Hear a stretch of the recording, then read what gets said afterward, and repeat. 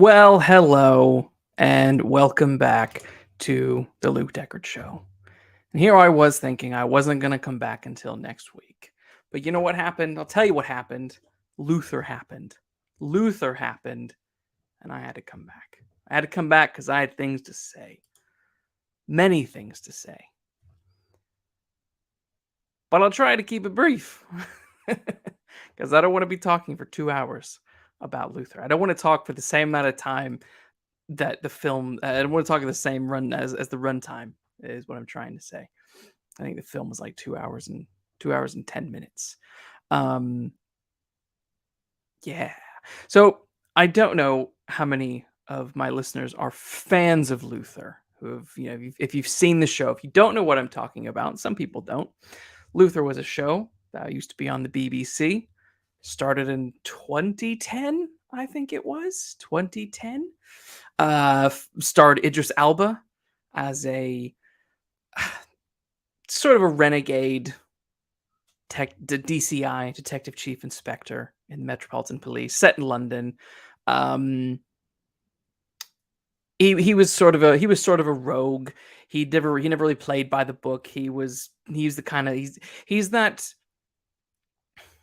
kind of detective police. He's that kind of policeman who operates in the gray, who isn't afraid to rough someone up for information, press someone hard to get what he wants, sort of thing. So he's basically a dirty cop, but deep down is kind of a good guy. And what's fun about Luther is you're always invested in his dilemma.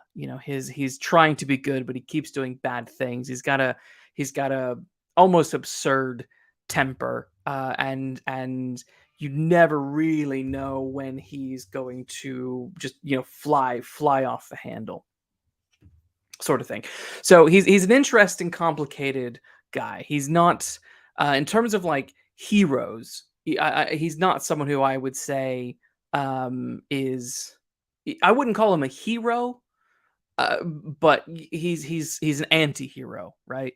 And that's what's quite fun. I guess in a similar way, he's a bit like um, oh, Tommy Shelby from Peaky Blinders. I think those two sort of are similar-ish, except one is in the law and one is blatantly outside the law. But yeah, Luther does a lot of stuff that's outside. So that's Luther. That's the show. I think back in the day, I think the first couple of series ran for like 6 episodes. That's pretty standard. That's pretty standard in Britain. A lot of shows don't have the big bulky seasons that you do in the States, which I love. I ever since I've moved to the UK, I've always loved the fact that British shows have short runs. Six episodes, maybe 10 episodes, sometimes 12. But you never have like the 20 odd episode runs, which I mean, after a while gets exhausting. I mean, we look at it's interesting because we're I was going to talk about Luther Fallen Sun, which is on Netflix, but I talked a little bit about streaming yesterday when I did my Picard review for episodes 3 and 4. The What's interesting about the streaming model is the streaming model kind of adopted how British television works. Fewer episodes, but sometimes a more focused story. Not always. A lot of British television isn't episodic. A good portion of it is, but a lot of it isn't. So, like, you think, since Doctor Who, for example, ever since Russell T Davies brought it back, it has been episodic, but there's been kind of season arcs. So certain shows still retain that kind of formula where you have episodic cases with season arcs, but some of the smaller shows that are kind of 6 episodes longer, they like to be kind of mini dramas. In certain ways. And then you have other interesting shows like Sherlock was quite fun for half a minute, where you had these, I guess that was three hour and a half, hour and 20 episodes that again sort of had a season arc to them, which is good, which was fun. And Luther played with that model. Luther played with a little bit of episodic-y stuff with season arcs. And it was a great show. One of the things that I loved about Luther in particularly versus other shows that are, quote, set in London, is the original TV show that ran on the BBC utilized London so well. Everything was set in London. The adventures, the mysteries, the filming, everything was set here. I think, if I'm not mistaken, I might be, but if I'm not mistaken, I believe the whole run of the show was entirely filmed in London. So they would only use London locations to really make it feel, when you're watching the show, like, yes, this is London. This is the London I know. Um, and that added a level of authenticity, I think, to it. Um, and it helped with it sort of, because it was set, because it's set in modern day, and you're watching it, when as it's coming out, and it's set, and you're seeing places and monuments that you see on a regular basis. You sort of get this feeling of, yeah, this could be happening around me. These heinous crimes, and Luther doing all this, dark stuff in the seedy corners of London. It felt authentic to a degree. Now, any if you talk to someone who really works for the Metropolitan Police, they will tell you most of the stuff is doesn't really follow protocol, because I mean that doesn't really lend itself to good drama. If you do have to follow protocol, there's no rushing of DNA. There's no triangulation of cell phones in the way that it's sort of depicted in various movies and TV shows. Um, but there's still a lot of gritty greatness to the show. And I think its utilization of London has always been one of its strong suits, that sort of offset you know that help add to the suspension of disbelief when the police procedures are, kind of far from how they are being operated, far from how they should be. So the last season of Luther came out. When did that come out? Let's find out. Luther season 5. I can't remember. I should have 20 something. 2019. 2019 was the last season. That's ages ago. Yeah, January 2019. Man, that was a long, long time ago. That was a really good season. That was a really good season. I loved seasons 1 to 5. Rarely did I feel that dipped. I think a lot of Luther maintained its quality. There were wonderful characters. There were shocking deaths. People who I just thought, oh man, I can't believe, this individual has now died. And there was an evolution to Luther as well as a character. He became less sort of. He's always retained his sort of violence and borderline unhingedness. But he grew throughout the course of the seasons. And he had one of the best ongoing femme fatales, in Alice, played by Alice Luther. Yeah, Ruth Wilson. Ruth Wilson played the character of Alice.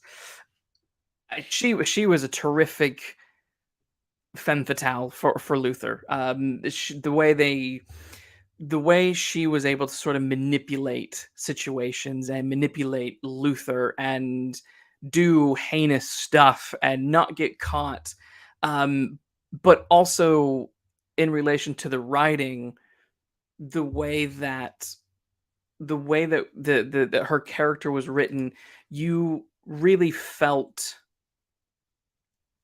like you were sort of on her side. So the main writer for Luther has been Neil Cross. He's done a lot of TV over the years, but yeah, his Luther credits are some of the best. And I think the initial run that he created is is as close to a perfect crime drama as you can get in the UK. But there's always a but. There's always a but with me. I need a drink. Yeah, there's always a but. Always, always, always a but.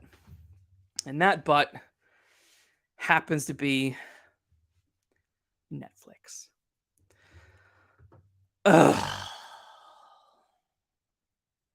What have they done to Luther? What have they done? There is a pattern that I have observed in my time here in jolly old UK, where these crime dramas like Luther or Sherlock, after a while, I think that the creators behind the show, or maybe producers, or maybe the BBC, somewhere in this chain, someone gets, I feel, this is just pure speculation, I feel someone gets nervous. They worry that the formula is maybe tired. So they need to, a standard cop drama maybe isn't good enough. They need to raise the stakes or something along those lines. And then what happens is these characters like Luther and like Sherlock end up going on a trajectory that is so ridiculously off the path of what they initially were, and the character gets warped in a way that becomes uncomfortable, unenjoyable. And it's not just about like wanting to, you know, do something that is familiar, right?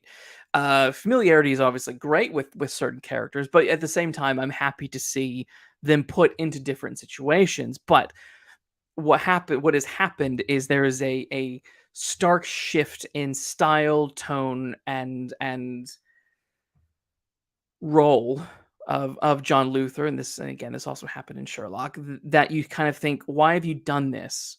And and the problem is what has been done, which I'll get into, isn't original, and that's what's frustrating. It's not original.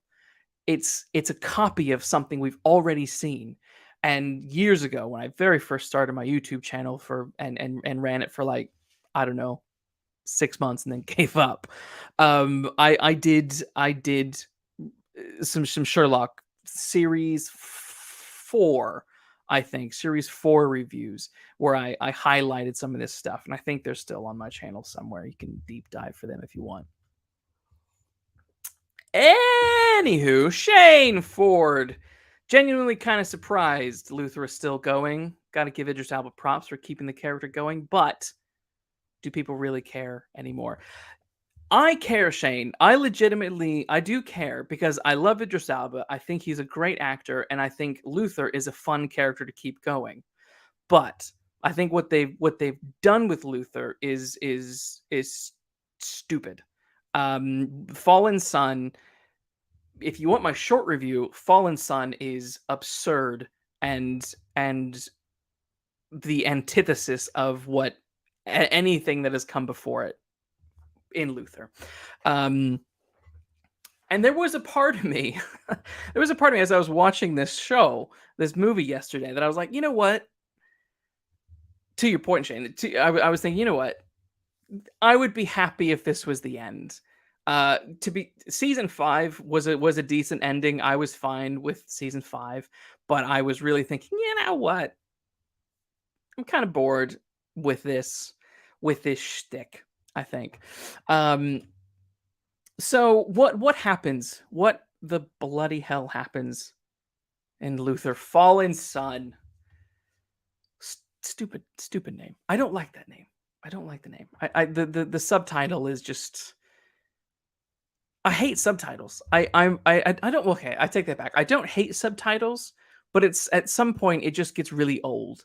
And I think it might be the linked to like Marvel fatigue and how we just got rid of all the numberings and just went with subtitles. It was wonderful when it was just Iron Man 1, 2, and 3.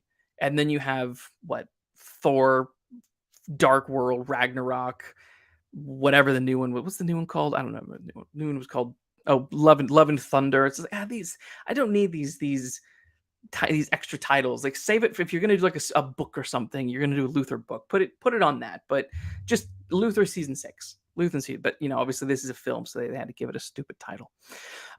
So what happens in this? So at the beginning of the movie, Luther, some kid is clearly being blackmailed by someone, and he's told, "Hey, you need to meet me here, or I'm going to release a bunch of dirty information of yours to your family and friends and your employer, all that kind of crap." So he goes and goes to meet this mysterious individual who then kidnaps him, and this kid is kidnapped, and Luther's brought in to sort of investigate it.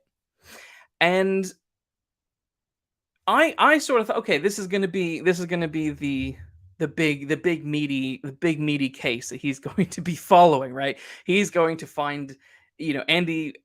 If you've seen the trailers, Andy Serkis is in this film, and he's playing the bad guy. And I thought, okay, so this whole thing is going to be a cat and mouse chase, similar to what we've seen it before with various things like Sherlock and Moriarty and whatnot. He's gonna have to find this kid, save this kid, maybe not save it, but basically go on the hunt for the guy who's kidnapping and hurting people. And you have this scene where there's the big, the police have cordoned everything off, da da da da. And of course, in the background, you see Andy Serkis. He's at the scene. The killer has returned to the scene of the crime, and he's watching the police do their little chit chat and things like that. And then he overhears a conversation from very far away that Luther is the one in charge of the investigation. And then we snap to another scene in which Andy Serkis is on the phone, and he's talking to one of his lackeys, and he's saying, oh, we need to get this guy. I can't have him investigating. Blah blah blah blah blah. We need to get him off the case. Da, da, da, da. And you're kind of like, okay, why do you want him off the case? Why? How do you know so much about Luther? I mean, I don't. The thing that annoys me a little bit about certain British TV shows is when they get out of hand. And Sherlock did this. The fame of the detective, the fame of the gosh darn detective. Got to remember, can't curse on YouTube. We're trying not to. GD. The fame of the detective gets really old after a while. It happened with Sherlock, where he just skyrocketed and became like a worldwide sensation, and I thought that's absolutely ridiculous. And it's sort of happened here. Where they have made this big giant. People seem to know about Luther. He seems to have some sort of fame, and I don't like that. But anyway, the other thing is Andy Serkis character's like, oh, we need to get him off the case because I can't have him uncovering my plan. Blah blah blah blah blah. But fine, but they'll just put someone else in the case. Just because you take Luther off the case doesn't mean that someone else isn't going to be on the case. So that was something else I thought, well, that's this is all based off of Andy Serkis just overhearing this conversation and doing a little bit of cursory research into Luther. So I'm just like, okay, I sort of buy it. I'll go with it for now. But again, I thought that this is going to be one of those big things where he is going to try to manipulate Luther, get Luther in trouble, try and get him off his back. And that was going to be an ongoing thing throughout the movie.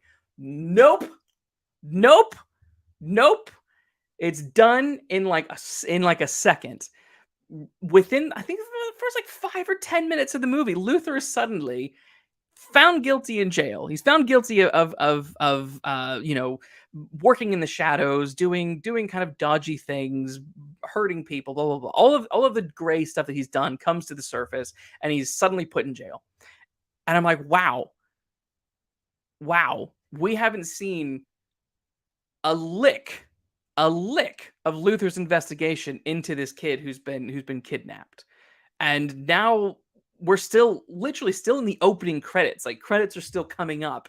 And yeah, here we are. He's thinking he's in jail now. I'm like, what? You've put him in jail already? That was weird as shit to me. Um Shane Ford in the chat. Back in 2015, I remember seeing helicopters in a promo for season 4. So I assumed it was the final season. Once your gritty detective ends up in a situation where with choppers, it's time to call it a quit. You know what? I agree. I agree. I agree. I do. It reminds me of that bit in The Office where, if you remember, if you ever seen The American Office, Michael Scott goes and takes another job because money is really tight, and he's sitting there. He's doing a telesales job at night, and he's talking to his coworkers, his other coworkers there, and they're talking about the Die Hard series. And he's like, yeah, Die Hard, 1 to 3, oh, pretty good. But then you get to like Die Hard 4 and 5, and he's like driving police cars into helicopters, and it's like, okay, yeah, Die Hard went absurd. Luther season, 2015 must have been season. That might have been season 4. That might have been season 4. I remember those seasons being decent. I remember that they were decent. They started to go a little bit more absurd, but in sort of a believable. It was still just believable, and it didn't annoy me. It was still quality, mostly.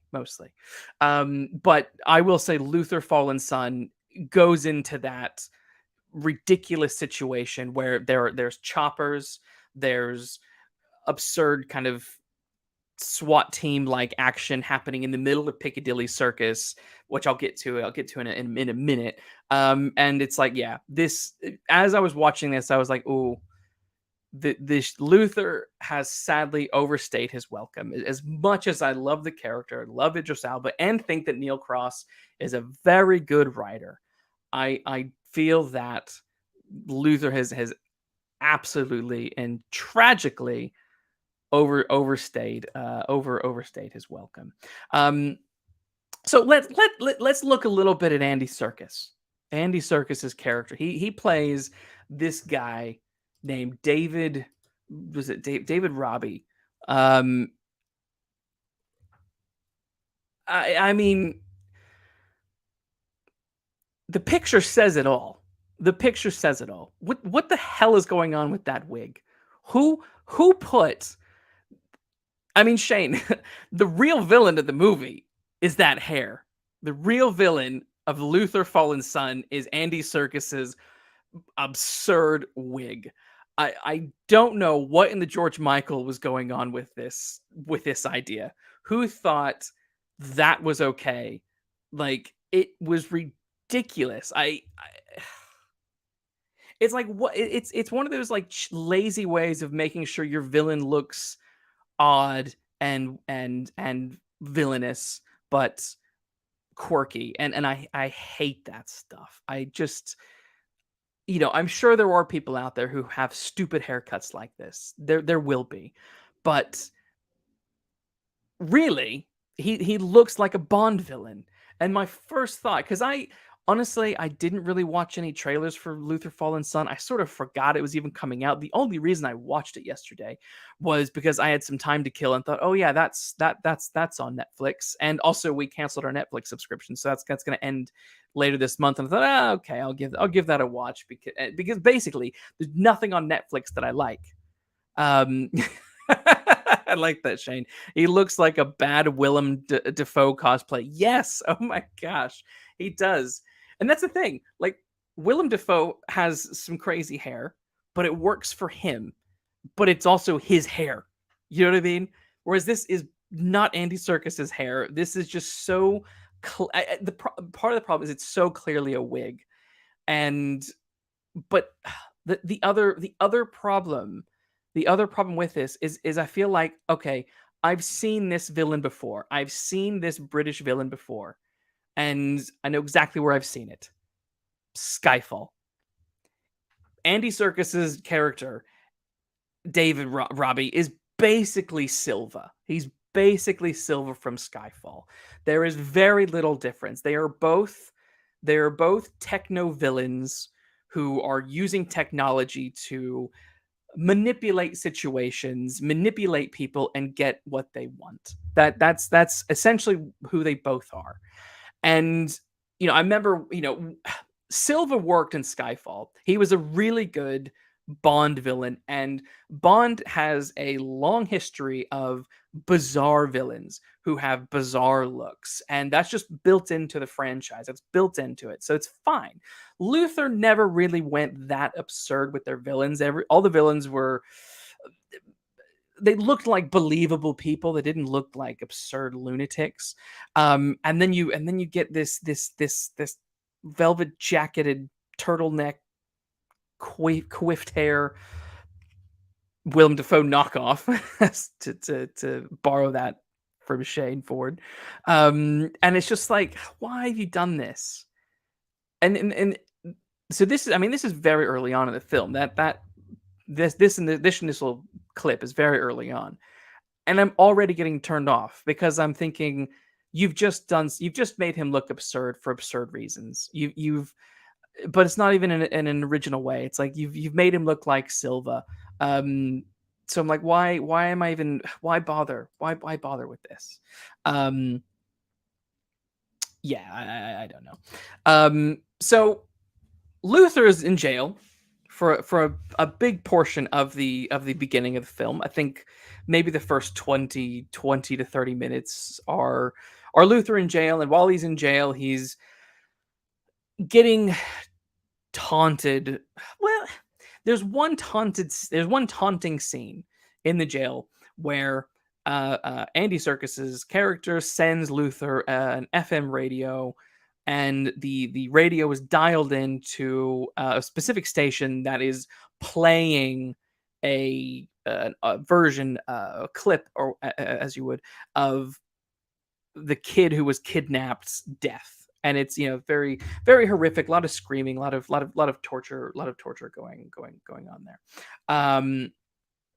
And it's a decent moment. It's like, yeah, that's a fun villain taunting the hero moment.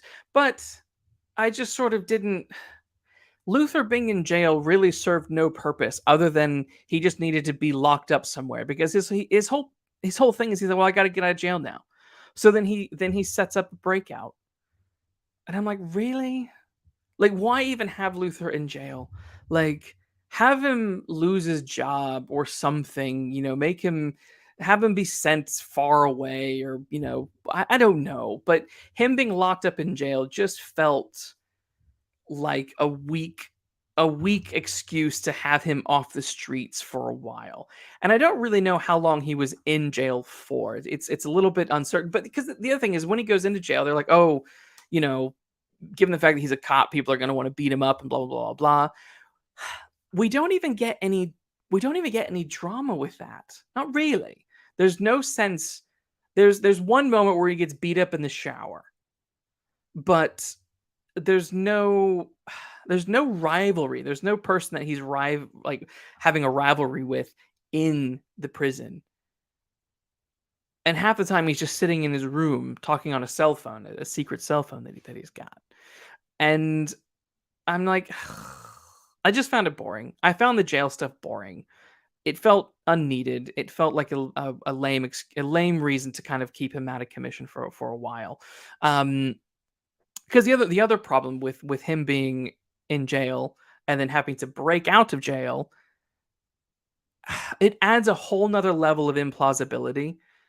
That it's like, if he hadn't been in jail and just lost his job and was working as like a free agent, a PI maybe, like, then you could kind of buy him doing stuff. But because he's broke, because he ends up orchestrating a jailbreak, you are then thinking, oh, so the police are just going to hunt you now. You're now just like, you're distracting people from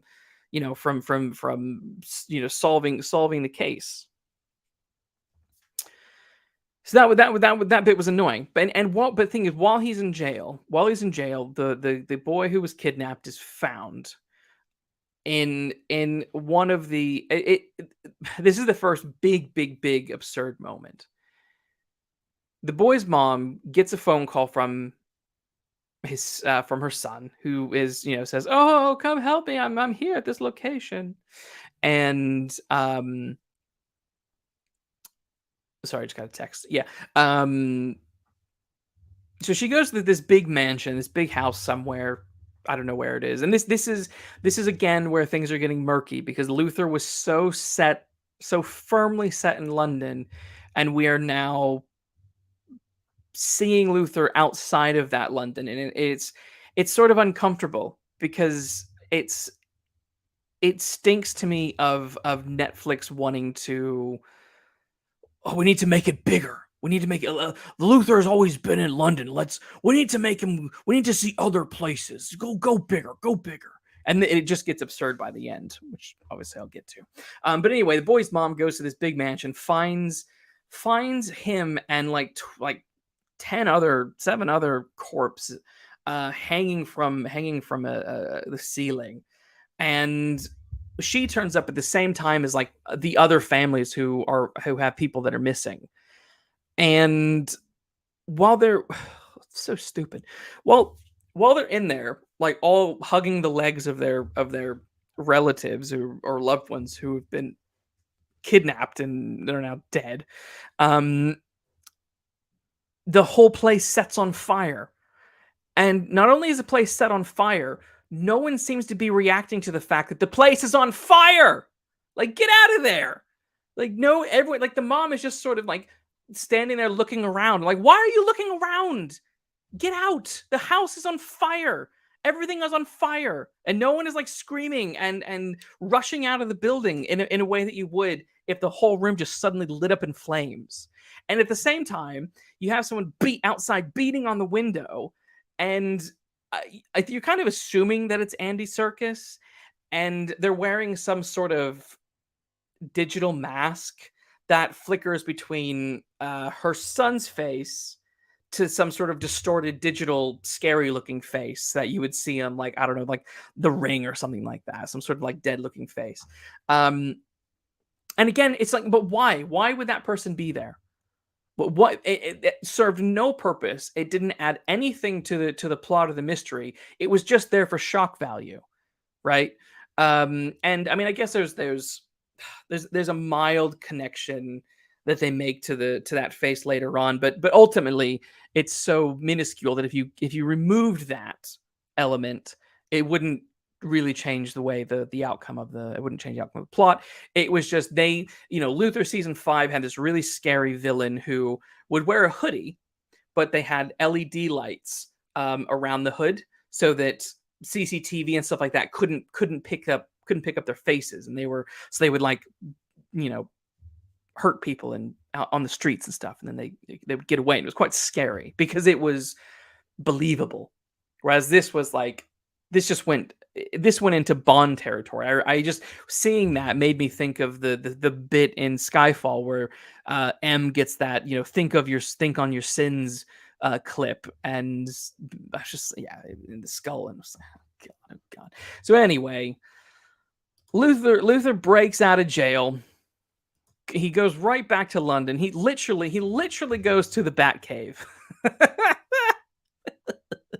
He goes to this storage unit somewhere where his car is. And of course he's still wearing his prison outfit. But luckily, in the boot of his car, he has a shirt and trousers, an identical coat to all of his other coats and shirts and trousers that he always wears in the show. And so you just sort of get this funny feeling like, oh my god, this is like Batman. He's acting like Batman now. And he puts on his uniform. And then we get the big Batman scene. And I cringed at the skyline scene. I really did. I just thought, why are we getting this? I'm so, don't get me wrong. It's a great, beautiful shot. London looks great. I understand the temptation to do a shot like this. The problem is it's overused now. The idea of these figures standing on top of buildings menacingly, as if, as these sort of these avengers of the night. Just stop it. Just stop it. It's again, I saw this scene and I'm like, I feel like I'm looking at like Rorschach from Watchmen or Batman. A mixture of the two were going through my head this whole time. But again, I thought, I've seen this scene. I've seen this scene. And where have I seen it? Oh yeah, that's right. In Skyfall. Skyfall did the same thing. It's different location, but it's the same concept. It's the hero standing tall over the city that he protects, the country that he protects.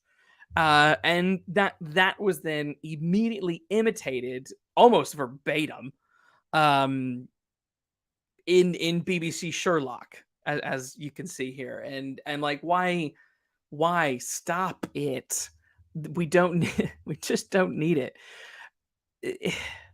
To me, it pulled me out of the film, because I just kept thinking, I'm seeing things that were reminding me of other things that reminded me of other things, and I'm searching for the originality. And the minute Luther gets out of jail, there is this middle chunk of the film is basically the middle chunk of Skyfall. It's if you remember the middle bit of Skyfall, where Bond is running around London trying to catch Silva, running in the underground, blah blah blah blah. We get almost shot for shot remake of that. I do remember watching one trailer a while ago, and I remember saying, my God, like, this is basically Skyfall with Luther. Like, this is, if all the people who ever wanted a Luther Bond movie, or Idris Alba as Bond, here you go. This is Idris Alba as Bond. That is what Luther Fallen Son is. And it annoys the hell out of me, because that's not Luther. Luther isn't Bond. It just isn't. So stop doing it.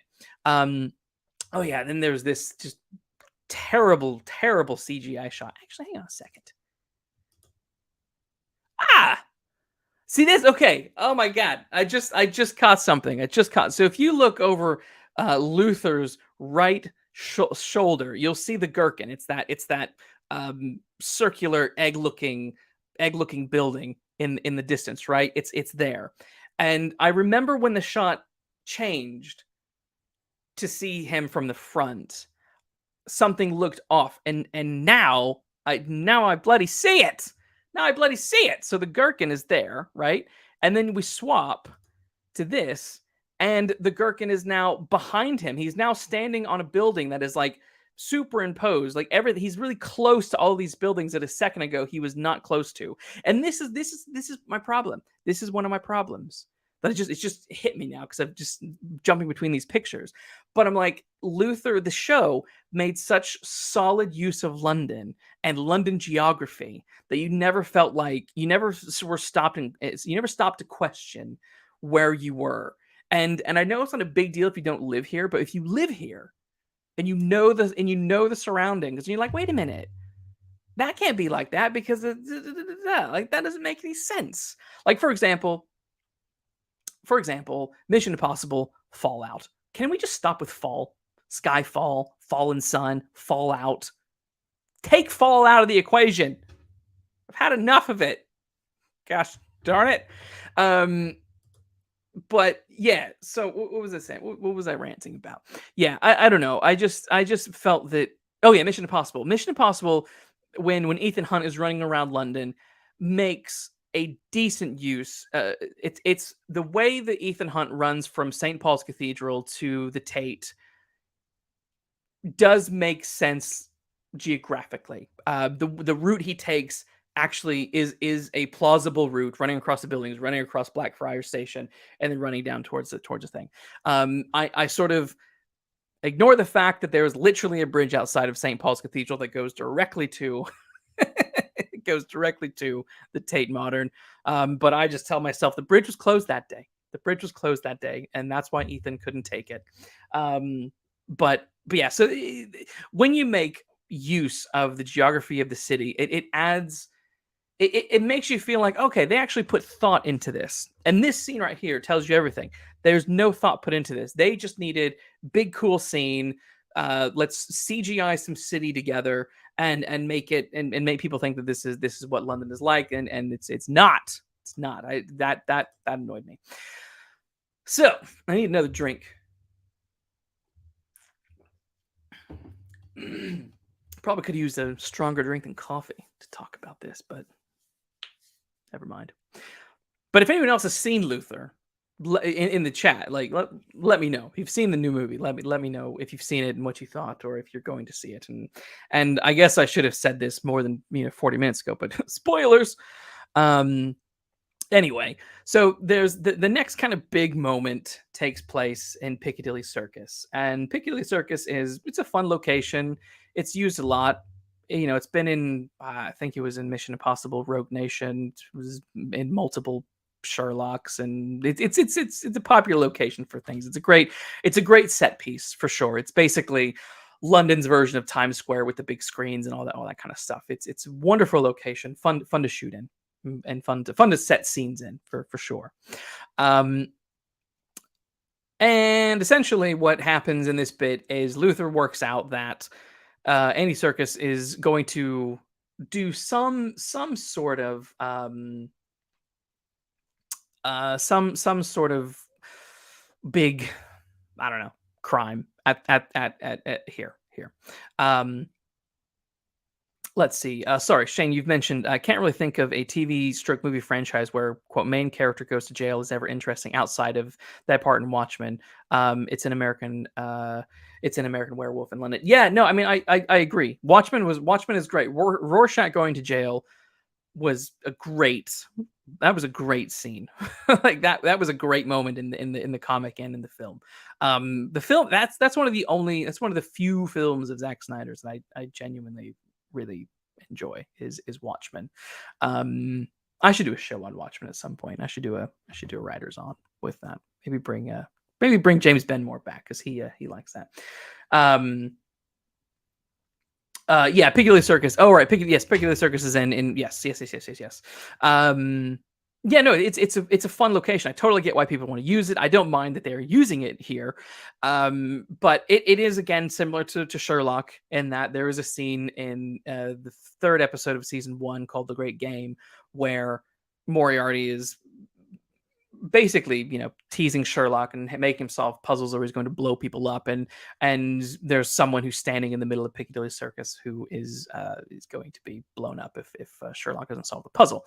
And essentially what's going on here is Andy Serkis has like 6 people standing on top of buildings, and they're gonna basically, when the countdown goes to 0, they're being forced to jump off the building. And this is all because Andy Serkis's whole character is that he is blackmailing. He's blackmailing people. He was, like I said, doing the Silva thing. He's got a lot of digital dirt on people, whether that's affairs, crimes, blah blah blah. And he's using that to make people kill themselves. It's hardly original. It's sort of just absurd and not really a fun kind of criminal. It's superficially scary. And if this were something where it was just a few people, fine. But the number of people that he is kidnapping and blackmailing and killing is to the point where it's like, no, I don't believe any of this whatsoever. It becomes ridiculous. Anyway, so there's this moment where Idris Alba confronts Andy Serkis in I should say Luther confronts David in Piccadilly Circus, and the cops are obviously tailing Luther, and he's sort of in communication, and they're letting Luther lead them to Andy Serkis. And the whole point here in Piccadilly Circus, they were going to catch Luther and catch Andy Serkis, right? But the thing is, what annoyed the heck out of me is Luther's here walking around looking for his target, and then the police, as you can see in the second image, are running up in full on, full on guard outfits here, right? Armored outfits with guns, and everybody around them in Piccolo Circus, they're doing absolutely nothing. Like, they don't seem to notice that there are several police storming up the streets with guns. This isn't normal. Like, cops in the UK don't walk around with guns. Like, the only time you see massive guns or anyone in this kind of outfit it's around like government buildings. You don't see them just walking around Piccadilly Circus or running around Piccadilly Circus for that matter. Like, this would be a big flipping moment, and people would be like, "What is going on? Something's going on. This is not good." And then, of course, then people start jumping off the buildings, and you could tell even in the filming of this moment where it was quite confused. There were some really terrible CGI crashes that just, again, pulled me out, because that's not Luther. That's Bond. It's not Luther. There were motorcyclists being thrown hundreds of feet. There were buses zooming past, cars bashing into each other. It was just over the top. It was over the top. And the problem is, the direction was sloppy, because there were people in the background who, some looked like they were frightened and scared. Others looked like they were just walking around Piccadilly Circus and nothing was happening. Which annoyed the hell out of me, because then Luther goes running down into the tube, which is literally where Luther stood. There's the entrance to the tube. There's like two entrances right near him. And he chases Andy Serkis down to the tube. And as he's running down the stairs, there are just people casually like going down the stairs. And I'm like, wait, you have just been up top, where there is mayhem, where there are buses crashing, cars crashing, people falling off of buildings.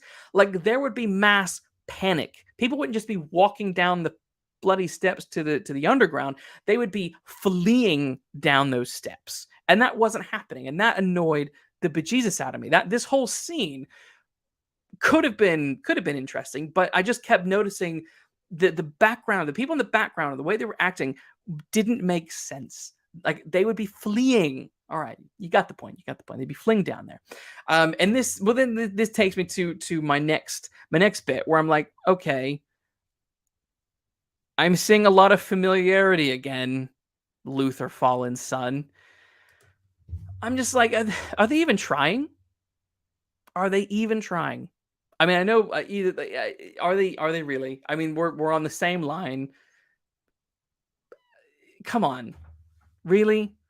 He runs down the tube, looks for the guy gets away. We're getting shot for shot imitations of Skyfall, and I'm just thinking, like, why? Like, what purpose is this serving? Like, who? It feels lazy. It's like, all right, well, you've watched Skyfall and you thought, oh, that's a good scene, I'll repurpose that for Luther. Oh, that's a good scene, I'll repurpose that for Luther. Do you think people don't recognize Skyfall? It's like, it's the biggest Bond movie since, I don't know, probably a Pierce Brosnan movie. Like, it's or since Casino Royale, at least. Like, the others didn't do very well. I mean, I guess they claim the others did well, but Spectre and No Time to Die are garbage. But comping off something like Skyfall, which was generally considered a great Bond movie, just feels, you got to find a different way of doing it. I don't mind a chase down the tube in the underground. The underground's another great location to set some drama, but like, you got to make this look different. And not only are we on a platform that is identical, we're on a platform that literally, I think, is on like the same line. So I'm looking at the background, right? I'm looking at where the gray line says temple and all that kind of, like, we're on the same sort of line. I'm like, come on.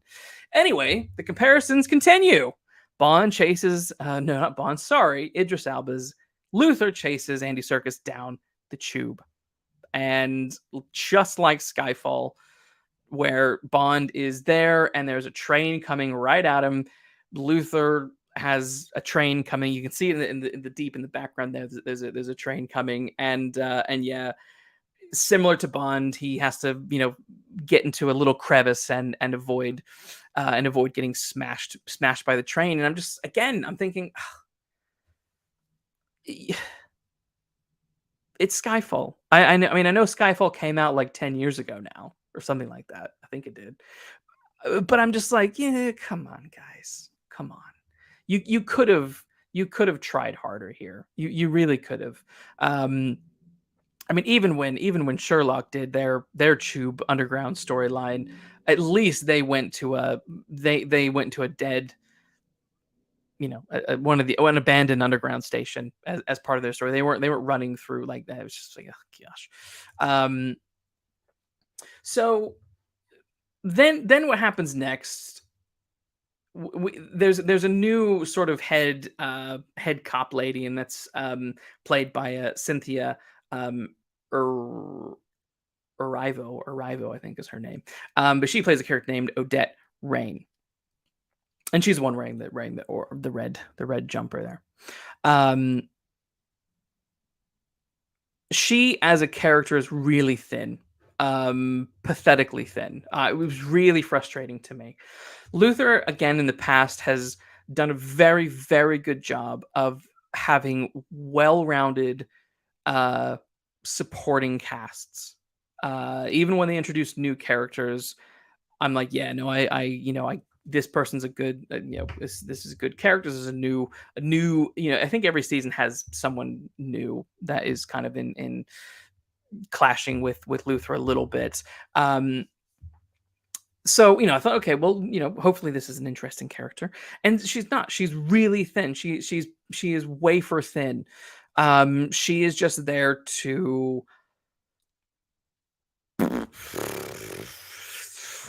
I really don't know why she's there. She's there because she needs to have a daughter that needs to get kidnapped. That's why she's there. That's it. Her who she is as a person, I don't know. I know that she has a daughter who may have slept and may have stayed in bed all day. That's it. And that she might be home late. That's it. That's all I know. So Shane Ford says Cynthia was good in Widows and was decent in Bad Times at the El Royal, even though that film kind of sucks. I've not seen either of those. I Let me caveat this with saying that there's no bad acting in this movie. Everyone is the acting is good acting. It's just a stupid story. Um, the main characters, like I know I was just trashing all the extras a second ago. They weren't very but that was direction's fault. Clearly direction's fault. But yeah, so there's no bad acting in this. Everyone is acting. It's good acting. It is very good acting. It's just the story is so dumb that it overshadows anything that is remotely decent. Um, so yeah, so basically, out of nowhere, literally out of nowhere, after all this big drama, she goes into her office, calls her daughter, um, says, "Oh, I might be home. I might not be home tonight. Might have to work. Blah blah blah."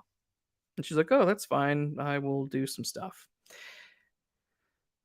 And it's painfully obvious what's going to happen next. I'm like, okay, so now you're just going to kidnap the daughter. That's what's happening. And within minutes, the daughter hangs up the phone, walks around the house, and gets kidnapped by Andy Serkis. And I'm just sort of like, why? Like he just was running all over town, getting away from Luther, and I guess the problem is that Luther thwarted, I guess, him maybe capturing one other person, so he needs another victim.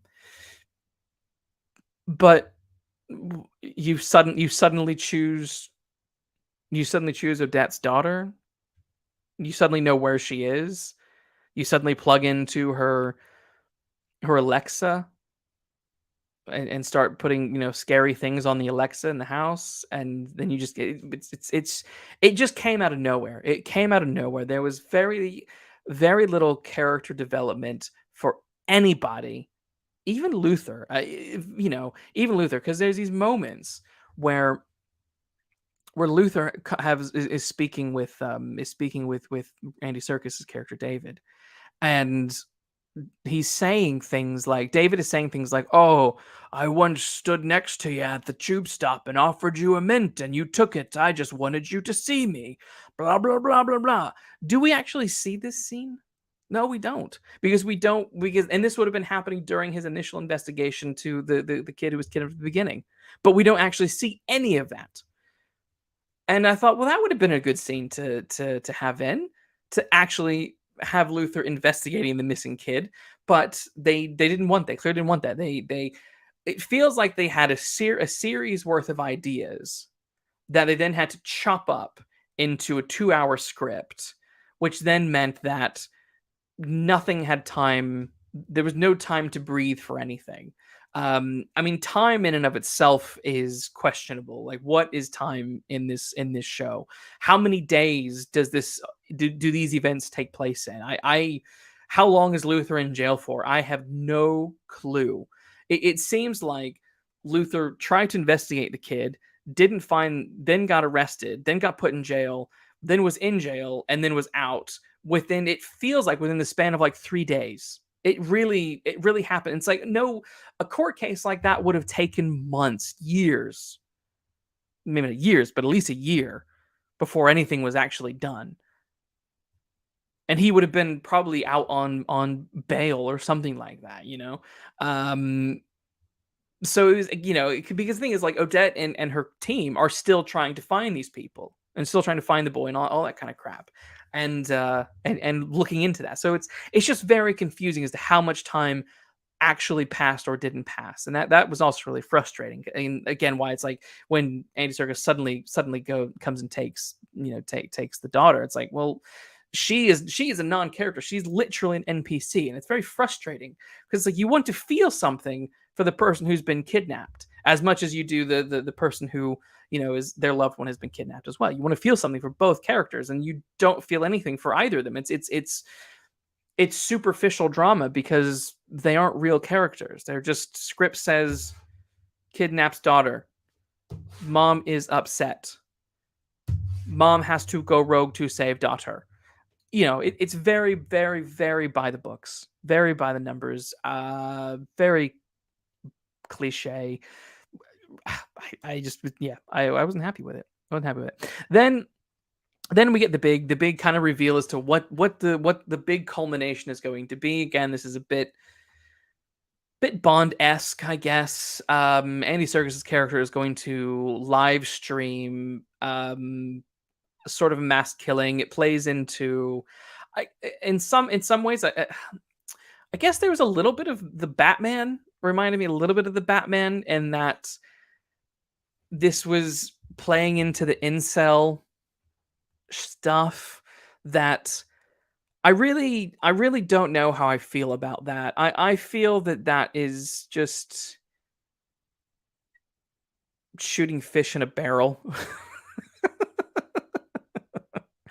Like, these internet incel people, obviously they're weird and they need help.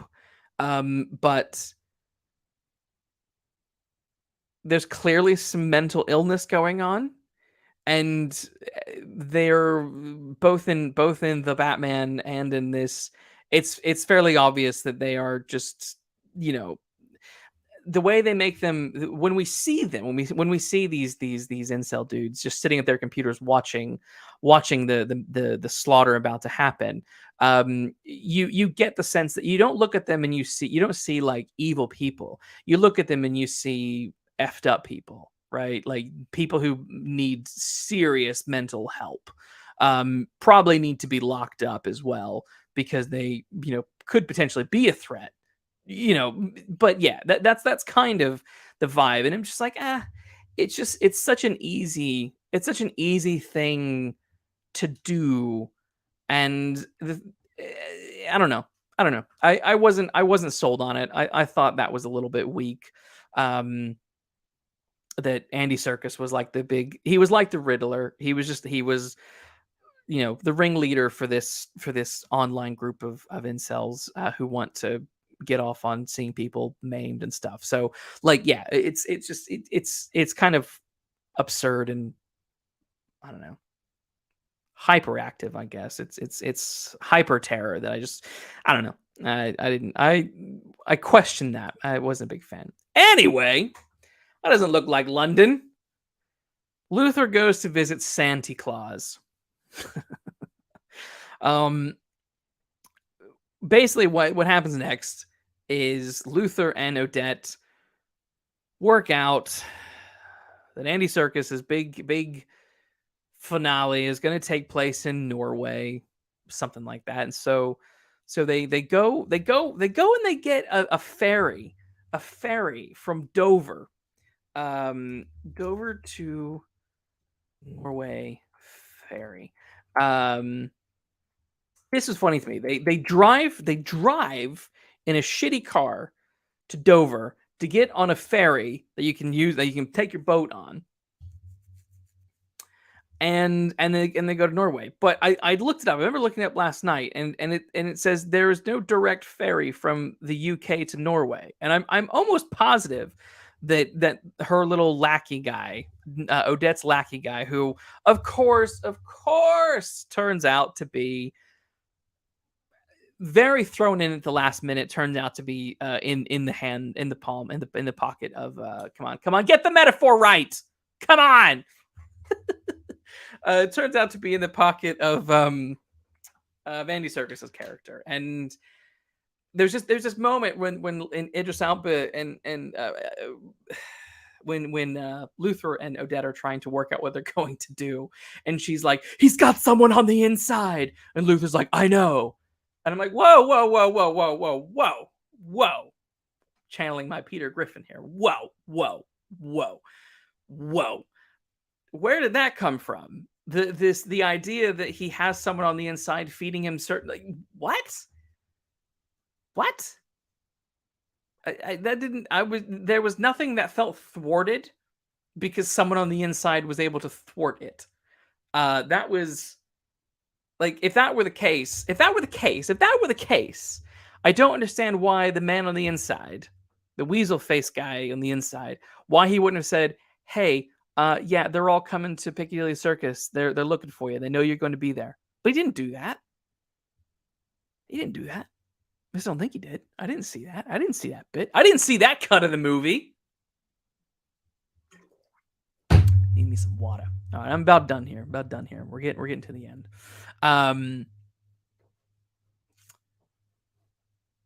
If you have stuck with me this long, hey, make sure to like and subscribe. By the way, if you haven't liked this video or subscribed to the channel, do it. So anyway, they go to Norway. They somehow drive to Norway. Again, time. What is time? I don't know how long it takes to let's look it up. How long does it take to drive from Dover to Norway? 21 hours and 10 minutes. 21 hours and 10 minutes. So I guess what they've done is, let's look. I guess what they've done is they've taken the ferry over to France. That's what they've done. But I swear to God, when the guy said, "Oh, we tracked her passport. She was on a ferry to Norway." I swear that's what he said, and that's why I looked it up, and that doesn't make sense. So they would have driven from London to Dover, which I'm probably would have taken a couple of hours. Then they would have gotten on this ferry, so they probably would have traveled for 24 hours straight, right? And then they get to this just absurd Bond-esque lair. If you remember in No Time to Die, there was that scene. There was that house in the snow. They sort of replicate that a bit, but this time this house is like an abandoned house. I don't know why snow is the big thing right now. I don't know. This felt very much like those snow scenes in Spectre and in No Time to Die.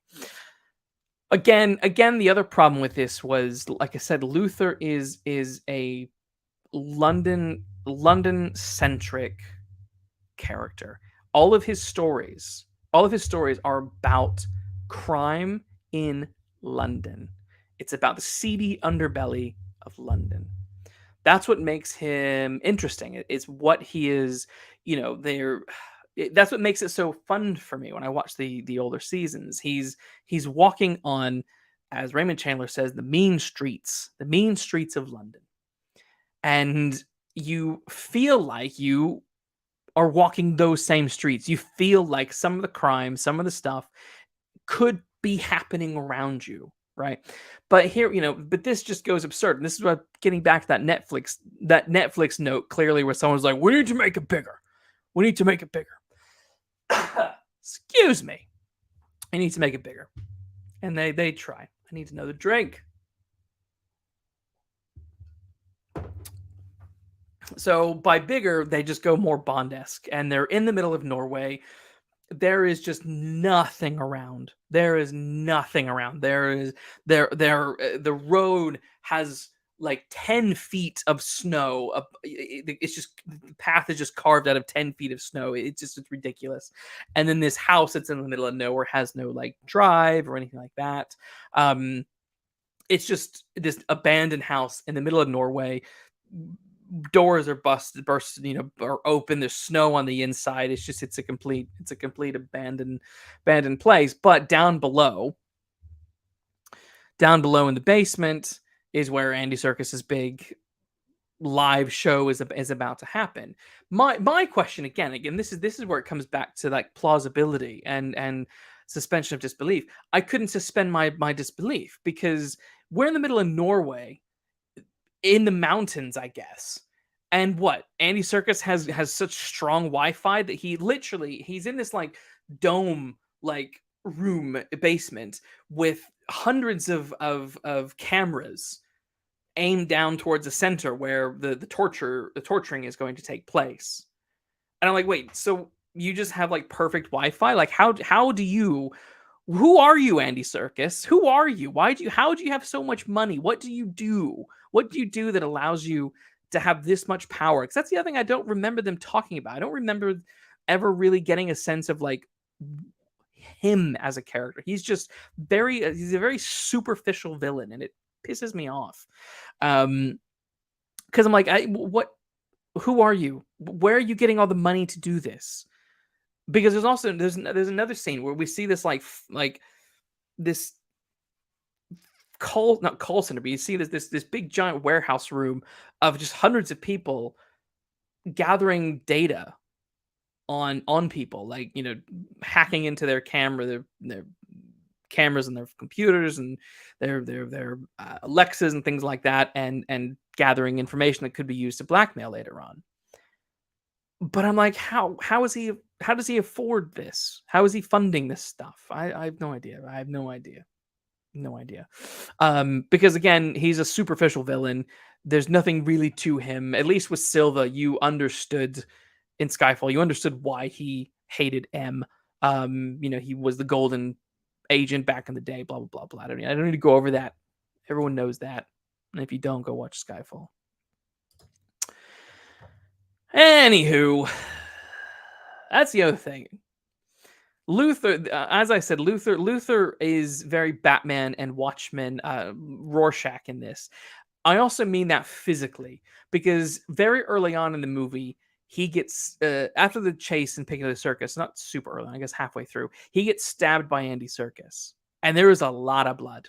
There's a lot of blood. And I'm like, you probably got some internal damage. And he just Jason Bournes it and glues his wound shut. I'm like, whatever. But I'm like, is that really good? The amount of running around and moving you're doing? Like that's, glue and duct tape probably aren't going to be enough to really fix that wound. Like that's going to be like rank and probably getting infected. Like you got to go to a hospital, man. I know you can't because you're on the run, but like, come on. Anyway, in this torture scene, it starts with Luther at first, and the thing is that Andy Serkis is like, tells Odette here, you have to stab Luther, or I'm going to kill your daughter. And so she stabs him. Like, it fully impales the knife into his gut. So now he's got 2 knife wounds to the gut. and they don't seem to affect him whatsoever. He doesn't seem to have massive blood loss. He doesn't seem to be weak. He seems to be more or less perfectly fine. And I'm pretty sure that if you got stabbed in the gut, you wouldn't be perfectly fine. There would be some serious internal damage. There would be some serious bleeding that would be coming out. You wouldn't be able to just move around and run and fight, which is basically what happens next. Is after he gets stabbed, he's told that he needs to bash Odette's kneecap. Then that's when the big fight happens and they get out of the situation. Odette has to save her daughter while Idris Elba literally chases after, full on runs after Andy Serkis's character. He chases him out into the snow. Andy Serkis jumps into a car. They go. He then gets into the car before it takes off fast enough, and he's getting thrashed around in the back of this Jeep thing, trying to stop Andy Serkis, and it's so absurd. It's something you would expect in a Bond movie. It's not something you would expect in a Luther. In Luther, it went so absurdly over the top that, again, like I was saying earlier, it's like, yeah, no, this we should be done. We should be done with Luther's done.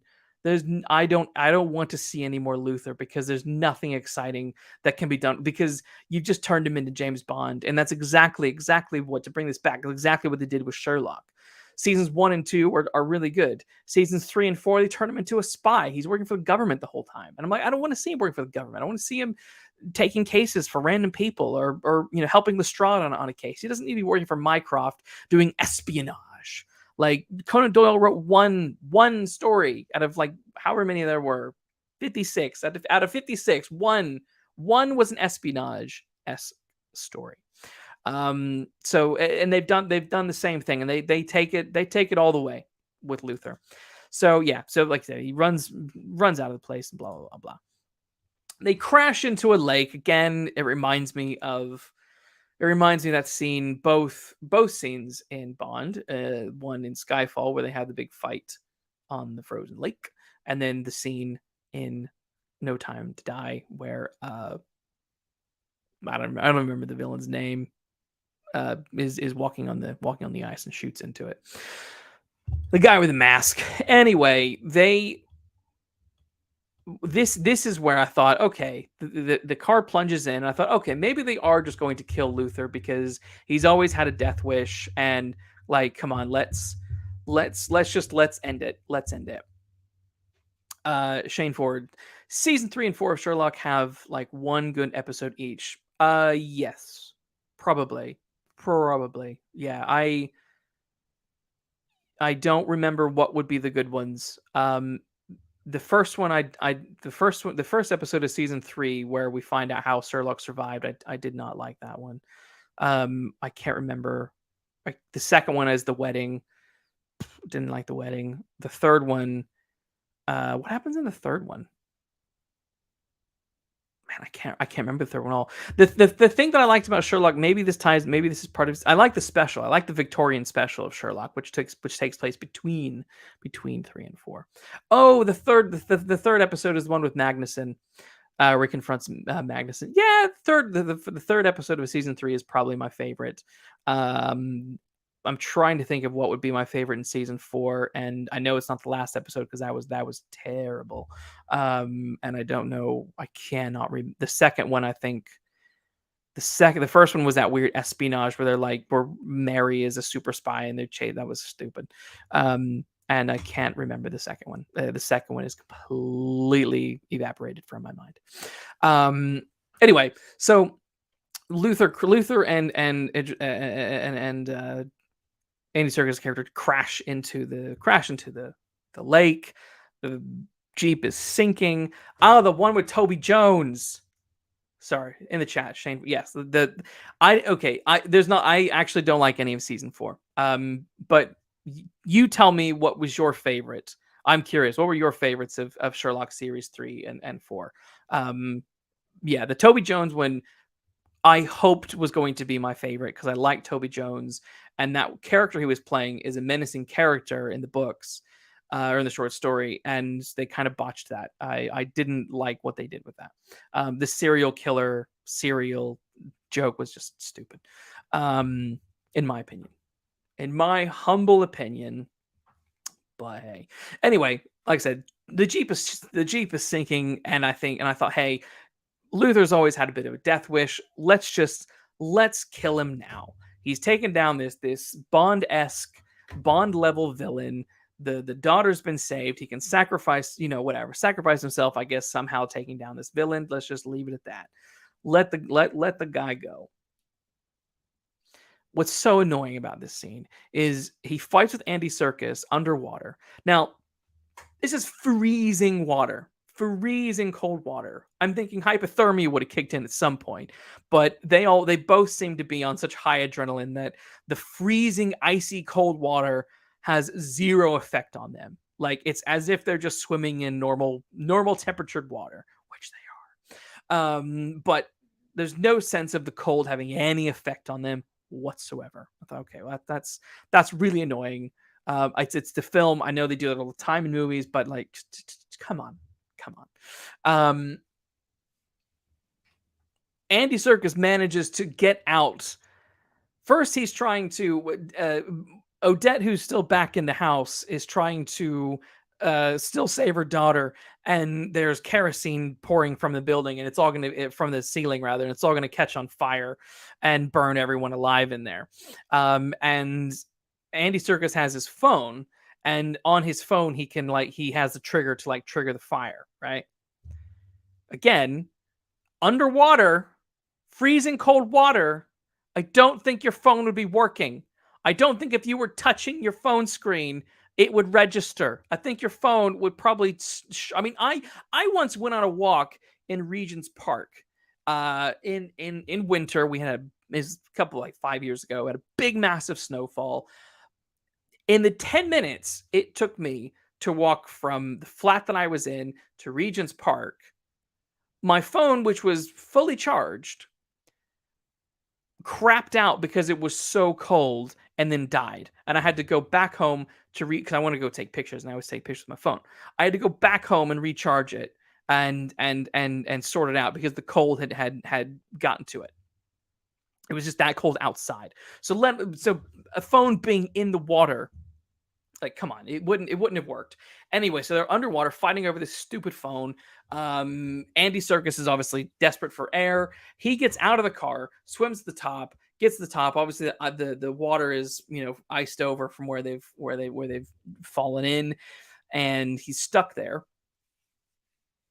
And then he drowns, and he drowns while Luther is still in the Jeep, looking for the phone, finds the phone, presses the button, stops the kerosene, and then looks back up and sees that Andy Serkis is dead, and he's still alive. And I'm like, okay, like, why? How are you both? How is one dead and you not dead? Like, again, the cold would have killed you probably by now. And then, frustratingly enough, just as you think, okay, well, he's gonna die now.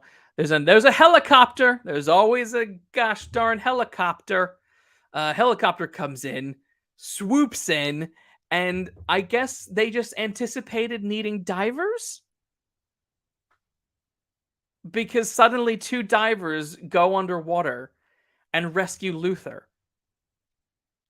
And I'm like, how did you know that you would need divers? Why did you think you would need divers? Like, we didn't really know where we were going. We didn't know what we were going to find in Norway. You just happened to bring a couple of divers ready for this, and they save Luther. They save him. He doesn't die. And I'm like, he's no longer like a man. Like, he's a superhero. He's Batman. He's Rorschach. He's got superpowers. And I hate it when they sort of take heroes that are meant to be characters rather that are meant to be a bit more grounded, and they manipulate them and warp them into superheroes. It takes so much away from them, I think. And I'm a big fan of like hard boiled crime fiction. You could see all my Raymond Chandlers, Dashiell Hammett's, Robert B. Parker, Sarah Paretsky behind me. I love the hard boiled detective because, if they get punched in the face, it hurts. If they get cut and stabbed and their fingers broken, like it stays that way and it affects the progress of their investigations. Um, Luther is stabbed. He should be bleeding out. He should have already passed out from blood loss, but he's able to run and fight and go underwater and blah blah blah blah blah blah blah blah blah blah. So he magically survives. He magically survives, and I just thought that's just really stupid. That's just really stupid. And then at the end, he wakes up. He wakes up in some sort of, you think he's being arrested again because they arrest him again, and then he wakes up in a safe house with his old pal there. In the background, I can't remember his name, but I can tell you in a second. Yeah, Martin, DSU Martin Schenk. Luther wakes up, he's there, and he's like, "Oh, yeah, you're in a safe house, but I don't think you're going back to jail because he stopped this big bad guy, and I guess that's enough to get him out of jail for whatever reason." And then as he's sitting there, all of a sudden, all of the big black unmarked cars start zooming in, and he looks out the window and he's like, "Oh, who are these people?" And Martin's like, "I don't know." And now Luther wakes up, right, wearing like bedclothes. And then by the time he comes out of the house, while the cars are still coming to a park, he's suddenly back in his Batman outfit. And I'm calling his jacket and shirt and tie. And like, dude, you've just woken up. You've just woken up from probably having surgeries, from probably being on IVs and all that kind of stuff. You've just woken up and you just put on your clothes again as if you're done. Like, how are you done? You look like you were still in recovery, bro. Um, but whatever. I guess he's fine. So he comes out of the house and he's approached by some bald man who's like, "The chief would like to see you." Sorry, that was a terrible accent, but I don't care. I committed to it. Um, yeah, he's like, "Oh, the chief wants to see you." And it's like, "Who's the chief?" And Martin, before he is approached by the bald man, says the hint that he doesn't know who they are, but he thinks that he's like, "Oh, but I think you're off to bigger things." And I'm like, "What? Are you seriously going to turn Luther into a spy?" Like that's basically where this ended. This ended with Luther essentially, I think, being approached by MI5, MI6 to go do spy like things. And I just thought the ending, I was just screaming. I wasn't screaming, but I was just sighing at the end of this movie. It was so not Luther. Everything about this was not Luther, and it was such a disappointment. It really was. Yeah, Shane Ford mentioned in the chat. Sounds like they were trying to make an action film. Not, yeah, it was totally an action film. It wasn't a detective film. It's and there are great detective movies out there. You think of Seven. Seven's a really good one. Now I'm trying to say them. And now I can't think of them. But there's plenty of great detective movies out. The Girl with the Dragon Tattoo I talked about recently. That's a very good one. And others. The Nice Guys. That's a good one. Yeah. So there's great ones out there, but this was just. I mean, even thinking about like the Sherlock Holmes, the Robert Downey Jr. film in 2009, that was, yes, it was an action movie, but it was still a detective movie. There was still like detections and detecting going on, clue solving and things like that. It still felt Sherlocky, just with a little bit more action. But what I don't understand is I don't understand the English or British habit of changing these characters from just being basically just sort of cops or detectives, and then turning them into superhero spies. I don't. They did it with Sherlock, and they're clearly doing it with Luther. And honestly, after this movie, I highly doubt that I will watch another Luther. That I watch. I'm done. I think I have the 5 season box set on Blu-ray. I'm fine with that. That's all I really need for of Luther now. I don't want to see Luther spy Luther. The other thing is, a lot of people were saying, "Where's Alice?" And it's true. She's such a big figure in the Luther franchise. To do a film and not have Alice in it, that's like she's such a great character, and when she turns up, it's like, oh, finally, like, I don't know. I think this film dropped the ball. I think this film dropped the ball. Um, just Shane's Ford. Luther had to pull a catheter out himself. He probably did. I'm surprised he didn't get that scene. I think it's no surprise. Looking at the score, it's a little mixed. I mean, I guess on Rotten Tomatoes at the moment it says it's 65%. Metacritic is at 52%. Um, IMDb is 6.6 out of 10. Yeah, I think the IMDb score and the Metacritic are probably a bit more on the nose. Oh, the Kid Detective. I need to see that, Shane. I need to see that. I remember Red Letter Media talking about that movie and being really intrigued by that. And yeah, I that has been on my list for ages, and I just haven't sat down and done it. I really want to see that film. But yeah, I don't know. I can't recommend Luther. I think I Luther Fallen Son. I feel like the people I I feel like if you like this movie, you're not liking it because you're not liking it for Luther. You're liking it for dumb action movie.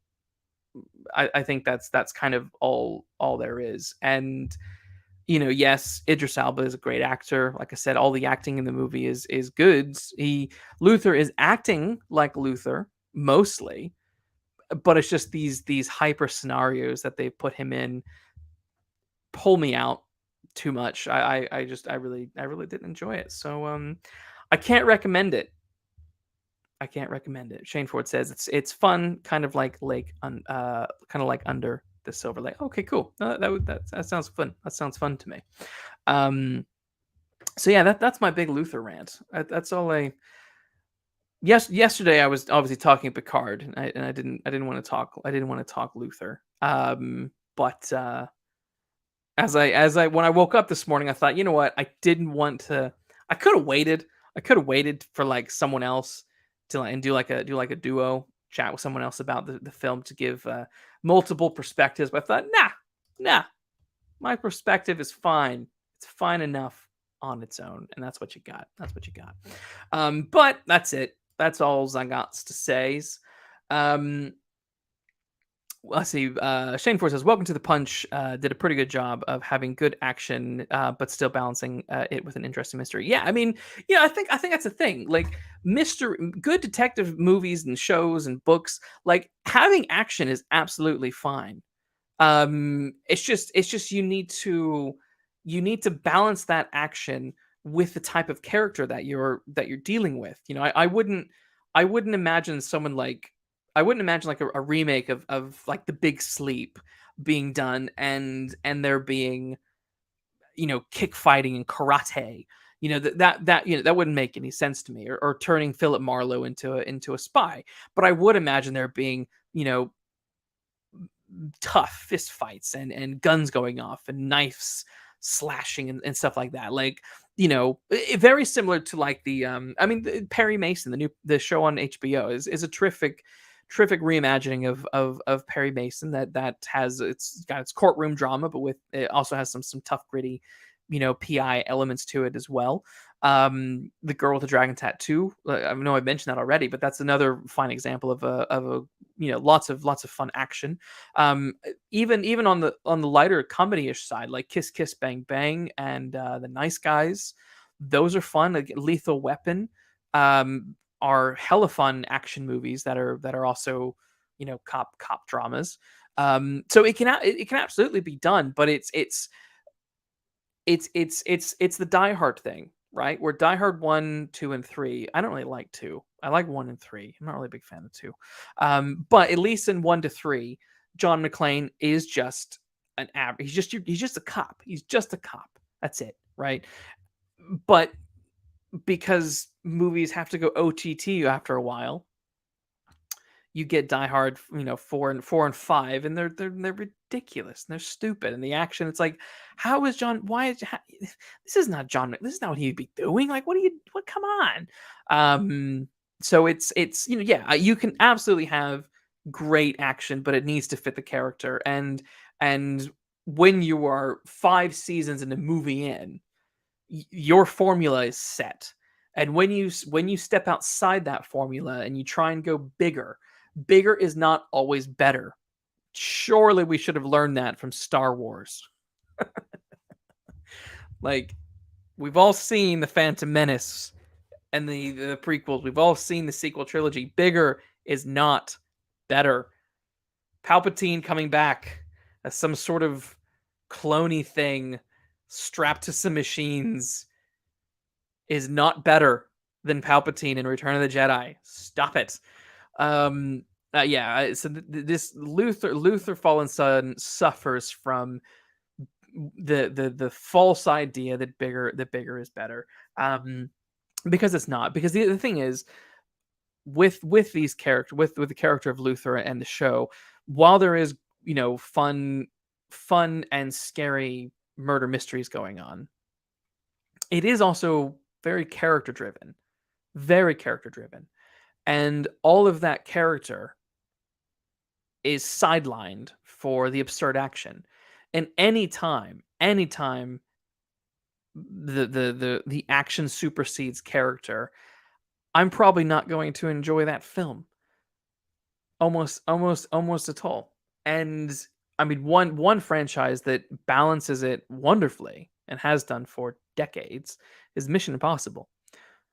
But again, Mission Impossible straight out the gate does absurd stuff, and you anticipate absurd action in those movies. So that it's same with Bond.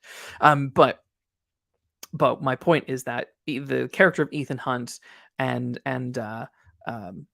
Luther Stickle, his sidekick, who's in all of the movies, and even like Benji and stuff like that in the later movies. They all become realized characters, and we continue to feel for them throughout the whole franchise. I mean, that moment in Fallout when Benji is being strangled, and you're like, oh my gosh. And you need Rebecca Ferguson. And she needs to save him, but she's getting beat up as well. Like you feel for them in those moments, not because it's exciting action, but because you feel for them as characters. You're like, oh, you're behind them. You want them to succeed. Whereas here, I'm like, I don't really care if Luther succeeded, because he is in a movie that he doesn't belong in. The villain is bland as fuck, and is only. He's just a cheap knockoff of some sort of Bond villain. I really, really felt like Luther Fallen Son was a rejected Bond script. And it makes me wonder if this was pitched as a Bond movie back when Skyfall was coming out, and that's how we've ended up with this. I don't know. I guess Skyfall was 2012, and we had a bunch of seasons of Luther afterwards. But I don't know. This feels it didn't feel like Luther. It felt like a rejected Bond pitch to me. But I don't know. Anyway, I got some cool stuff coming up in the future. Next week, I'm talking Mandalorian with Jonathan Whitelaw. We're going to chat about the first 3 episodes. That will probably be the only episode I do on Mandalorian, unless people really like me talking about Mandalorian, because man, those first 2 episodes are really bad. Shane Ford asks, "Are you going to give Marlo a shot?" It's not out here. It's not out in the UK. I don't know when it will be. When it becomes available, I will watch it. But I have real problems with it already. One, Liam Neeson is way too old to be playing Marlowe in that book. Marlowe is not meant to be a 70-year-old man. Marlowe is meant to be a your kind of 30s, 40s, maximum you could push as a 50-year-old person. Um, so that casting is just off the wall. Doesn't make any sense to me whatsoever. The other problem that I have with Marlowe is that it's based off a book called The Black-Eyed Blonde, which is not written by Raymond Chandler. It's a pastiche written by an author named Benjamin Black, who has written good books. I have read The Black-Eyed Blonde, and it is not a very good book. It is so it is bizarre to me that in the first Philip Marlowe movie that we're getting in decades. I mean, I want to say like the last we had the HBO TV movie, but that doesn't really count. But like the last like theatrical movie was probably in like the 70s or 80s. Um Probably the 70s. That I can remember. And there's been some TV shows here and there, but like theatrical. It's bizarre to me that they've picked the Black-Eyed Blonde and they didn't go with I mean any of these others. They could have gone with Playback. They could have gone with Farewell, My Lovely, which has been done a couple of times. I get why they didn't. They could have gone with The High Window, The Long Goodbye, The Little Sister. Yeah, I don't know. So I think doing this past someone else's work and using an imitation of Marlowe as your big Marlowe comeback is really weird to me. The trailer didn't excite me. I watched it. It looked it the background and the setting looked kind of fine. Looked fine. There's nothing to complain about that. But I just the dialogue and it just looked a bit. It just looked a bit B movie, a bit too cheesy. Shane Forrest, yeah, it's not great casting. I love Neeson in A Walk Among the Tombstones, but he didn't work as well. Yeah, yeah, The Walk Among Tombstones. Yeah, that is a terrific book. By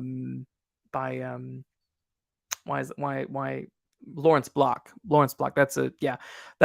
And I and that was quite a while ago as well. But Liam Neeson playing someone like Matthew Scudder, that's more believable. I think I can buy that a little bit more than I can buy him as Marlowe. It just Marlowe. This is why I mentioned it before, but the HBO series Perry Mason is really quite wonderful. The guy they've cast as Perry Mason is I can't remember his name. He's a Welsh guy, but he does wonderful in that role. The way he encapsulates it, brings it to life, is full of action and drama. Like they need someone like him to do Marlowe. Spoiler, but they name drop the original title at one point. What, The Black-Eyed Blonde or The Big Sleep? Which title do they drop? I'm assuming you mean The Black-Eyed Blonde. I mean, they might actually mention the Black-Eyed Blonde in the book, but I'm not surprised. But yeah, it's. I mean, I just finished. I'm finishing up my PhD at the moment. It's all on crime. It's all on hard-boiled fiction. So I've written a book that is a tough guy PI hard-boiled stuff. So I'm quite steeped in that world, and I don't know. I think that's partly what gives me this gets my back up with some of this stuff, because I know what works and what doesn't work, and why.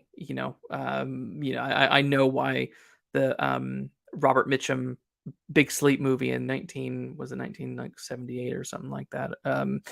That one failed mainly because they tried to modernize Marlowe and take him out of LA and drop him into London and set the Big Sleep in London.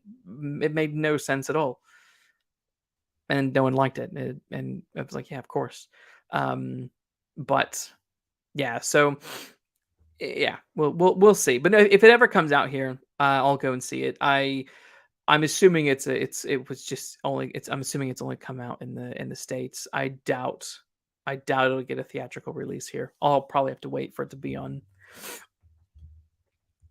digital before I can see it, which is fine. Which is fine with me. Um, did you hear there's going to be a Parker show with Robert Downey Jr. Uh, by Shane Black? Parker. Wait, Parker who? Robert B. Parker? Spencer?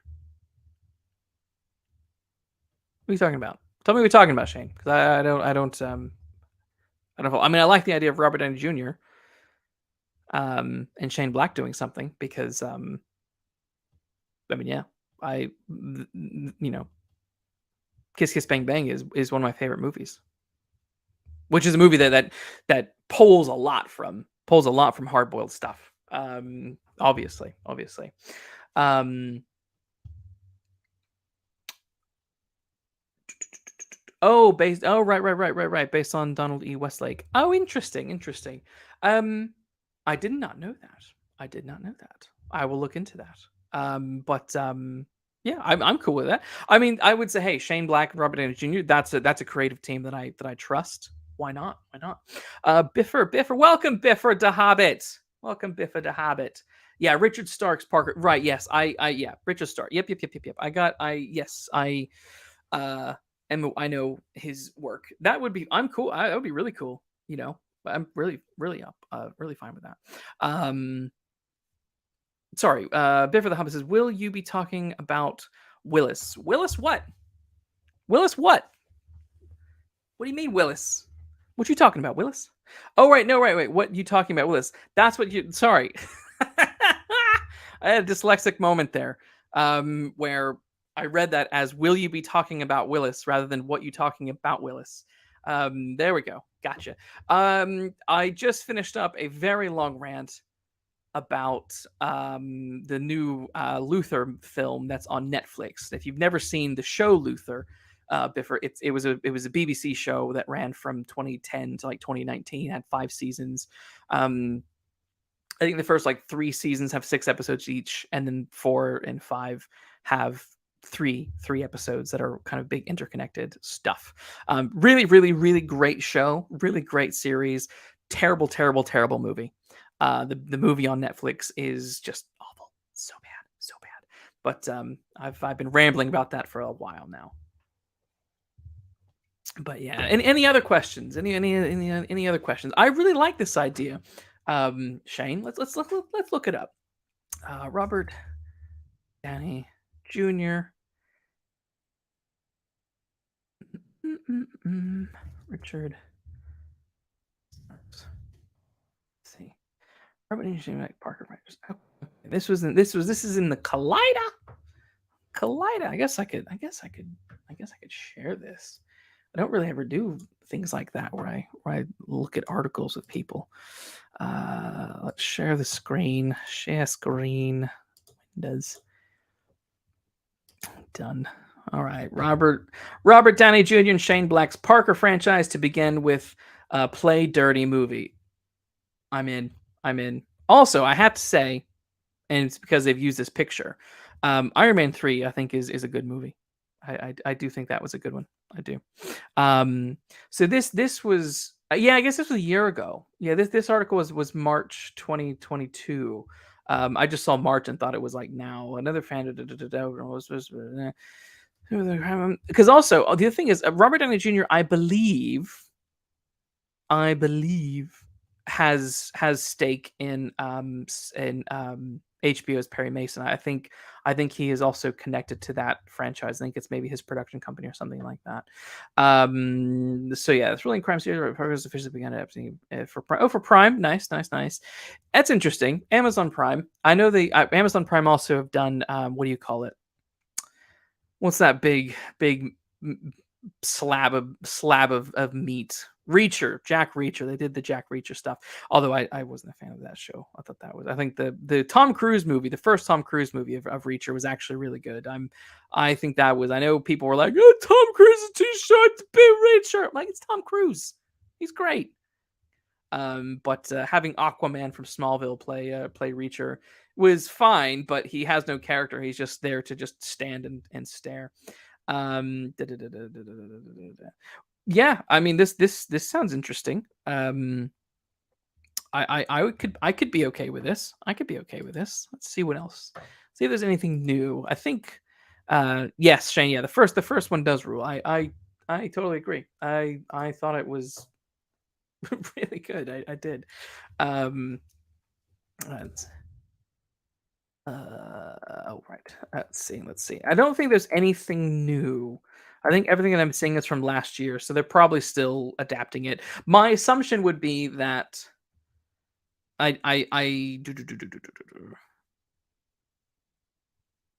we'll see. That could be fun. That could be fun. That could be fun.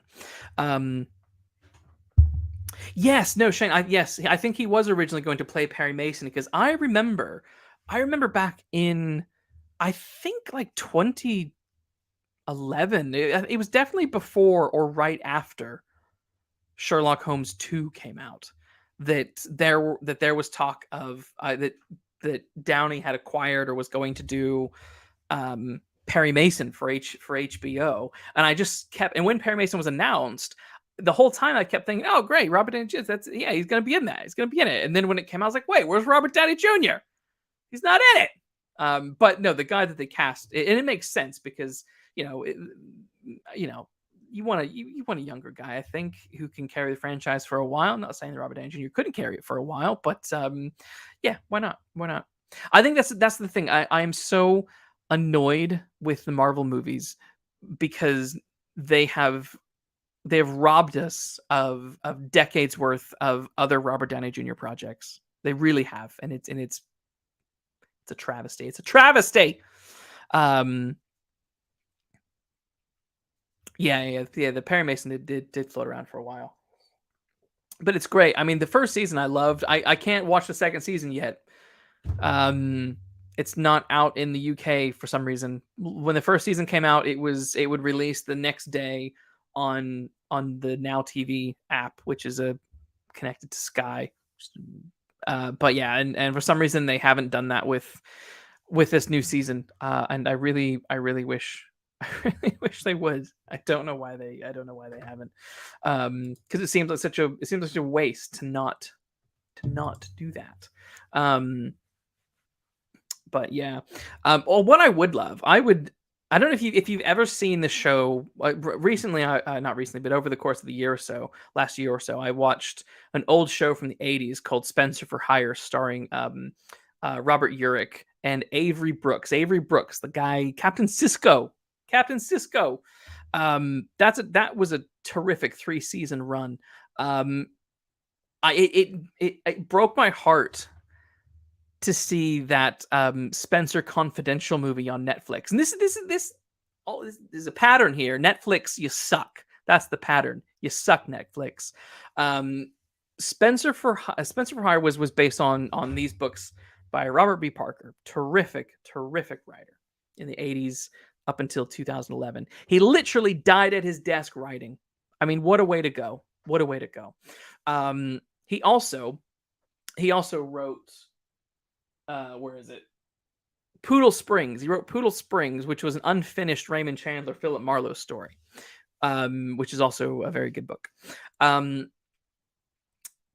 Netflix did kind of like the Marlowe thing. They adapted. There's another author. I don't remember his name now, but he writes Spencer pastiches. And is keeping the characters going, I guess. And I have no interest in them. Sorry if you're listening and you're that writer. I'm sorry.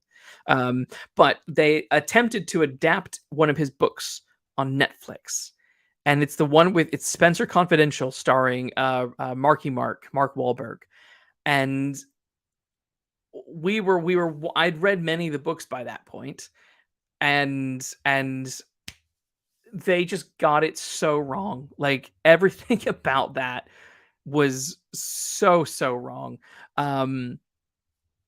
Yeah, no, Shane's dang, the Netflix film looked kind of bad. Didn't even know it was it's related to Robert B. Parker's Spencer for Hire. It was they took the character of Spencer, who's meant to be a former cop, who's now a PI. They throw him, for some reason the film opens up and he's in jail. I don't remember why he was in jail. And his kind of right hand guy is Hawk, who, if you know Hawk in the books, is he's a bit like Luther, a Luther kind of character. He walks in the gray. He kind of straddles that line between being good but having doing deals with bad people.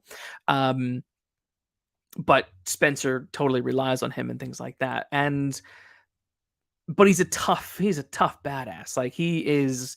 Just go watch clips of them on YouTube, because there are some. Like, Avery Brooks brings Hawk to life in a way that is perfect, absolutely perfect. And if you read the books, you get a really good sense of what kind of man Hawk is. In this, I guess they wanted to subvert expectations, and they made Hawk this sort of the actor playing him is like this really big dude, so you expect him to be kind of menacing, but he's like a softie. And I'm like, that's just, why would you do that? Like, it's weird, because it's not even like they were trying to do, you know, like in the early 2000s when they did Starsky and Hutch and all those sort of comedy spoofs of those old 70s, 60s and 70s movies, and 80s. It's not even like they were trying to do that with Spencer. I don't even know what they were doing with it. But at the moment, I'm so Netflix needs to stop. They really need to stop, because I just haven't enjoyed much of their original content. The only thing of Netflix that I've enjoyed recently was Wednesday. I thought that show was great. And of course, it shouldn't come as any surprise, because it was created. It was, obviously Tim Burton's name is smeared all over the place with that. But the show was created by Miles Goff and Alfred Miller, who did Smallville. They did Smallville, and there were Smallville fingerprints all over the show. Once I realized that and could see it, but other than that, like, they haven't done anything good in a really long time at all. Yeah, but yeah. So I was saying all that about Spencer to say, like, that would be a show I would love. I would love a film season, not a film season. I would love a TV series of, put on something like Prime, not Netflix, but maybe Prime, maybe Paramount Plus or something like that. That would be something to be worth doing. But yeah, the thing that Netflix did was abysmal, absolutely abysmal. Yeah, Shane, for Wednesday was fun. Wednesday was a lot of fun. Yeah. Wish there were more ties to the original comic. I'm not gonna lie, I know very little about the Addams Family, so there's little that I could say about that. In what way would you like more ties? Tell me, because educate me, Shane. But yeah, Wednesday was a lot of fun. Jenna Ortega was wonderful in that role. It's interesting, those articles that were coming out the other week, though, where she was like, "Oh, I had to rewrite all the dialogue because it was bad." And I'm like, "Well, who said it was a good idea? Who said this was a good idea?"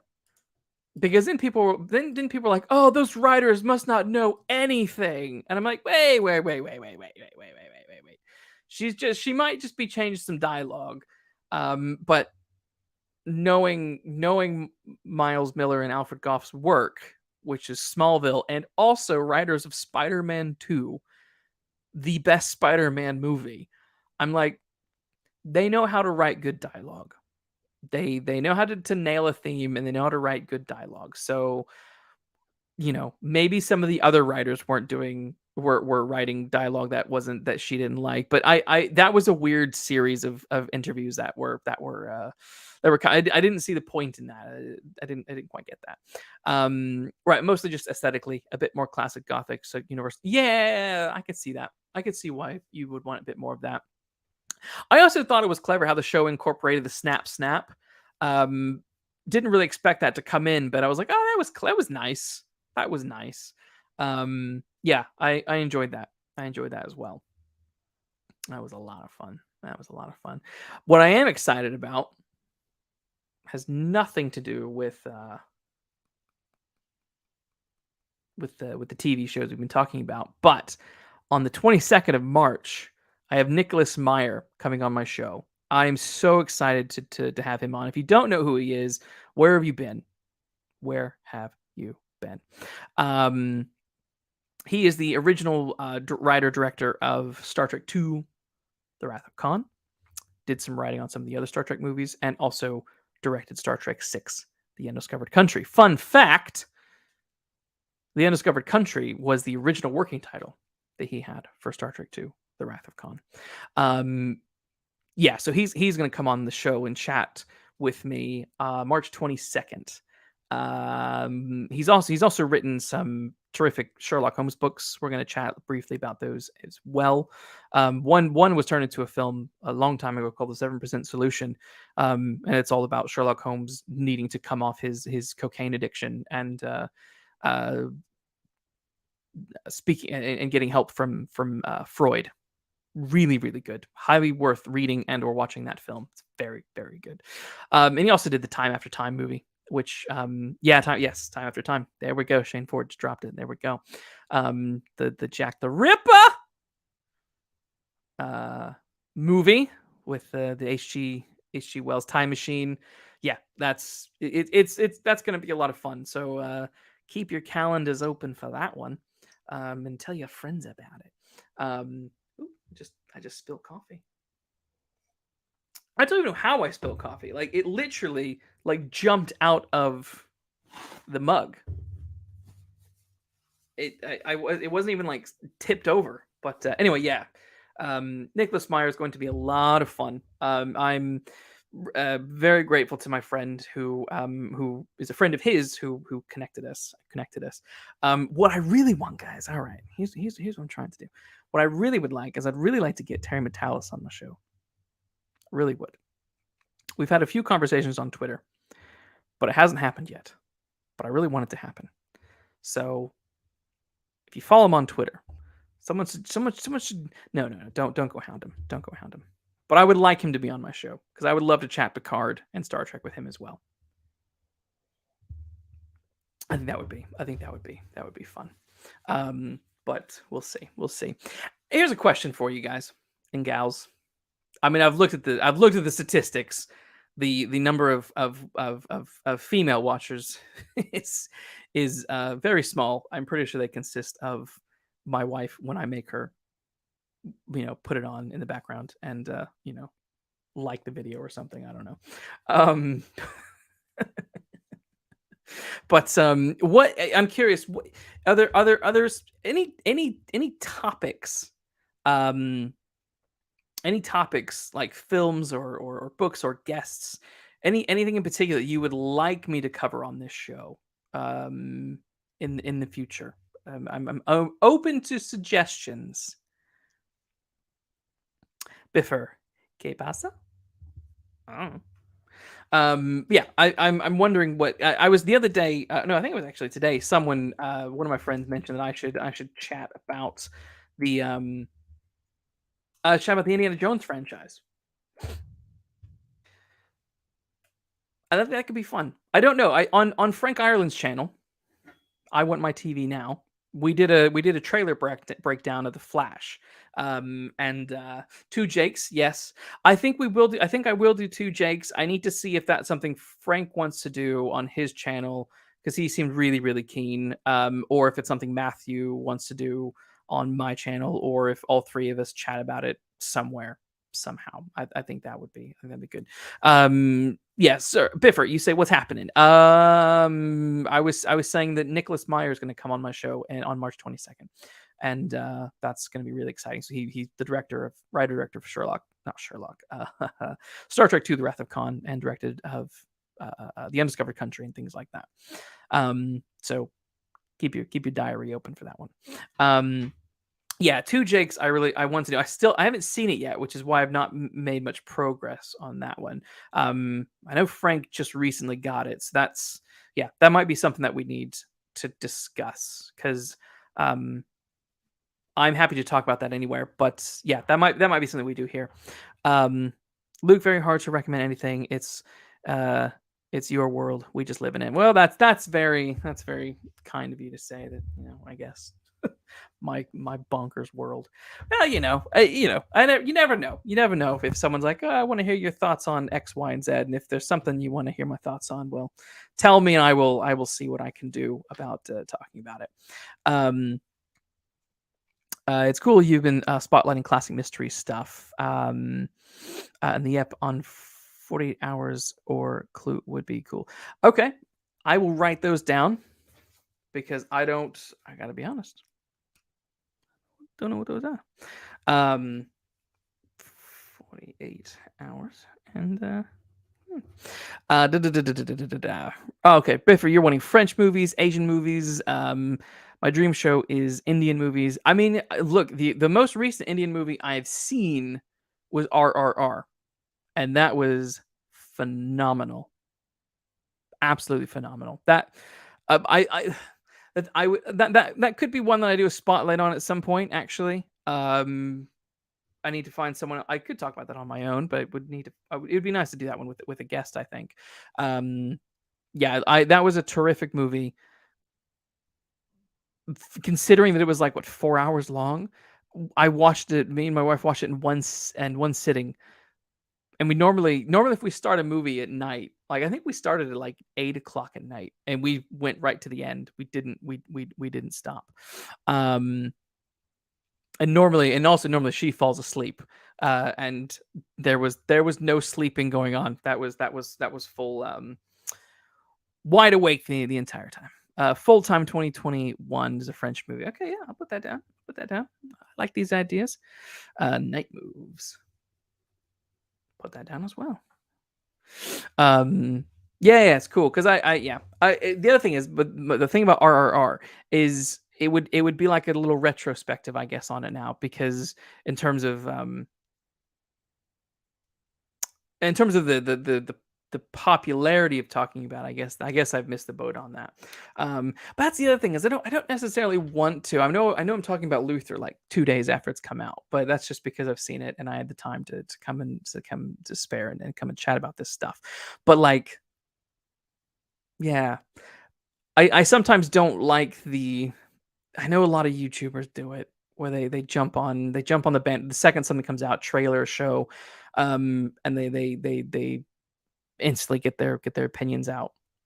And sometimes I just don't like to do that. I like to kind of mold, which is why like my Picard reviews have been staggered. I do a couple. I wait for a couple of episodes and then I bring them out. But I don't know if it would be better if I did one. If I jumped on it right after it came out, maybe it would get more traction. But I don't know.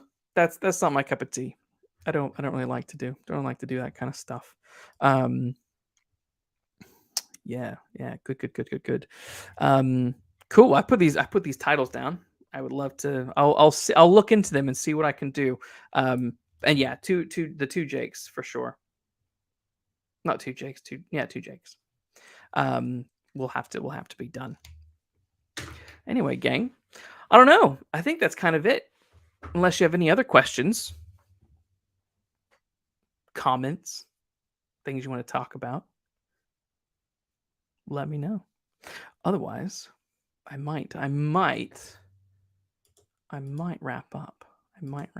Because I've been going for a couple of hours, and yeah, I don't know. I think people get tired after a couple of hours. Once you've hit that 2 hour mark, it's I think that might be the peaking moment. I know Frank at one point wanted me to do like an epic stream where I go for hours or something like that. And I don't think we ever did that. Oh, good question, Shane. Is there any hope for grounded mystery stuff that isn't overly dark, like True Detective? That's a good question. True Detect the overly dark stuff is interesting because I feel like a lot of that has been birthed out of the rise in Scandinavian noir, where it's that is much darker stuff. Um, More psychological as well. I think there is hope of that, but I think that would require a change of thought with with studios and with publishers. In the UK at the moment, in the UK, what's quite frustrating is I as we know, I like the hard boiled stuff, which the hard boiled stuff is not necessarily dark. It can be dark, but it's not necessarily dark in the way that like the true detective kind of stuff is. Um, I would say the Perry Mason show is one that is grounded and not overly dark. I would also go as far as to say shows like Dexter and even Dexter New Blood are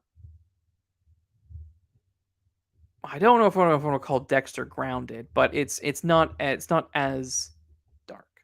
Um, Other shows, Ripper Street, which ran for like 5 seasons, was a good example of grounded Victorian mysteries that again weren't.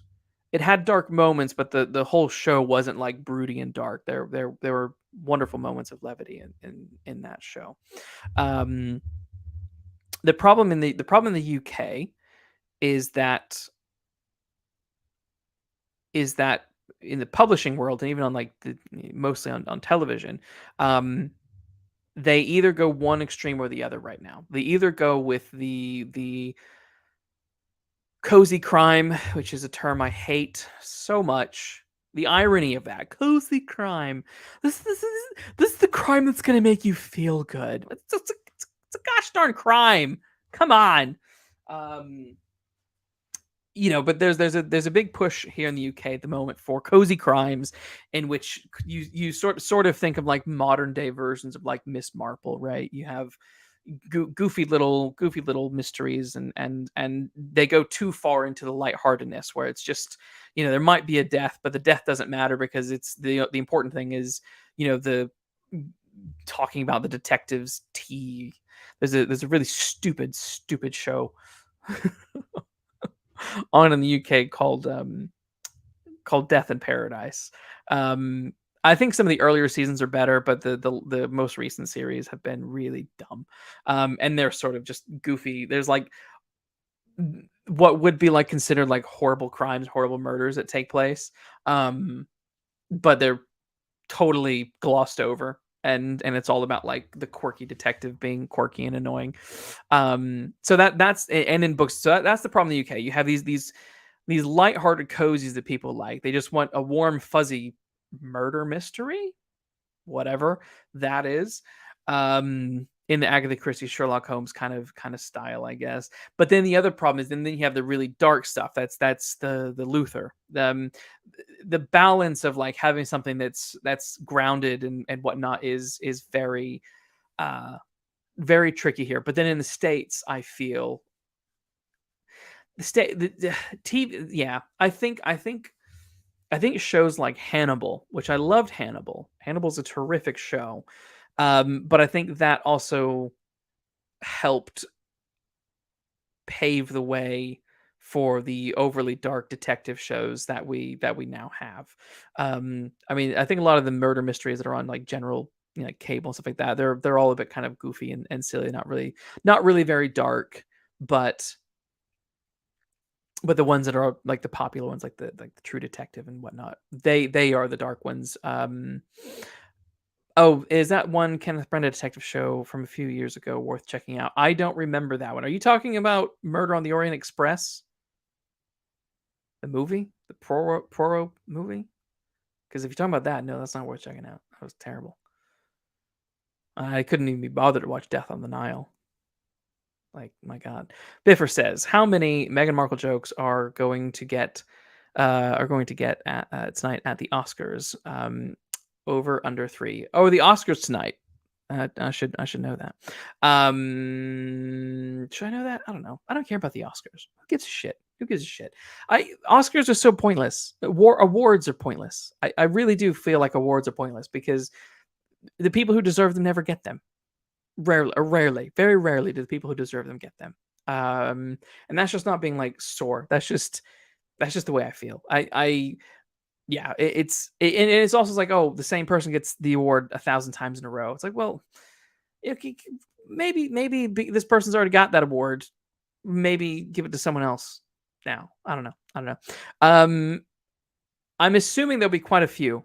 I'm not gonna lie. That South Park episode about Harry and Meghan was hilarious. If you haven't seen the they just want privacy, the worldwide, what was it called? The worldwide privacy tour.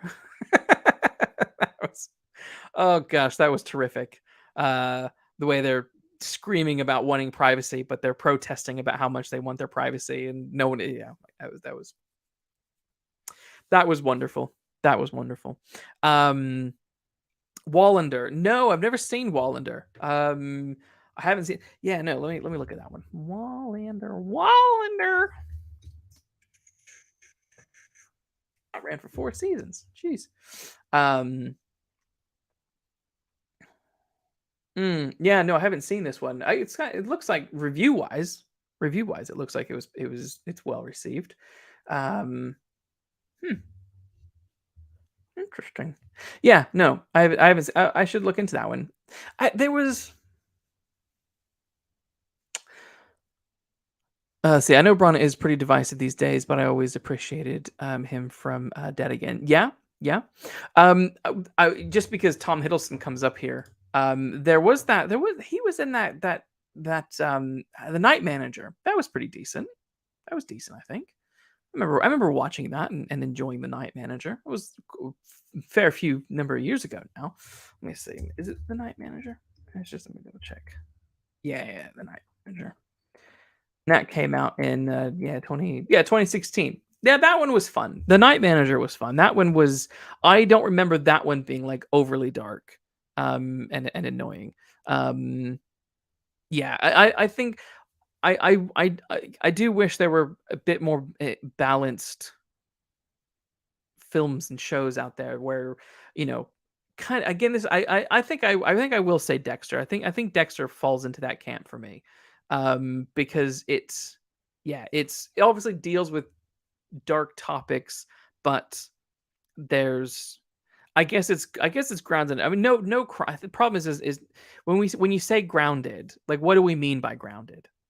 Because the reality is most crime dramas, film or other, are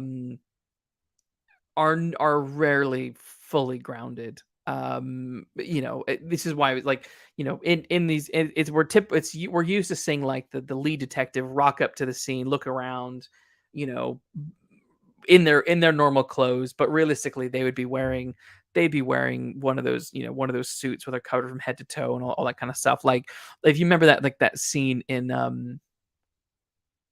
what's that movie by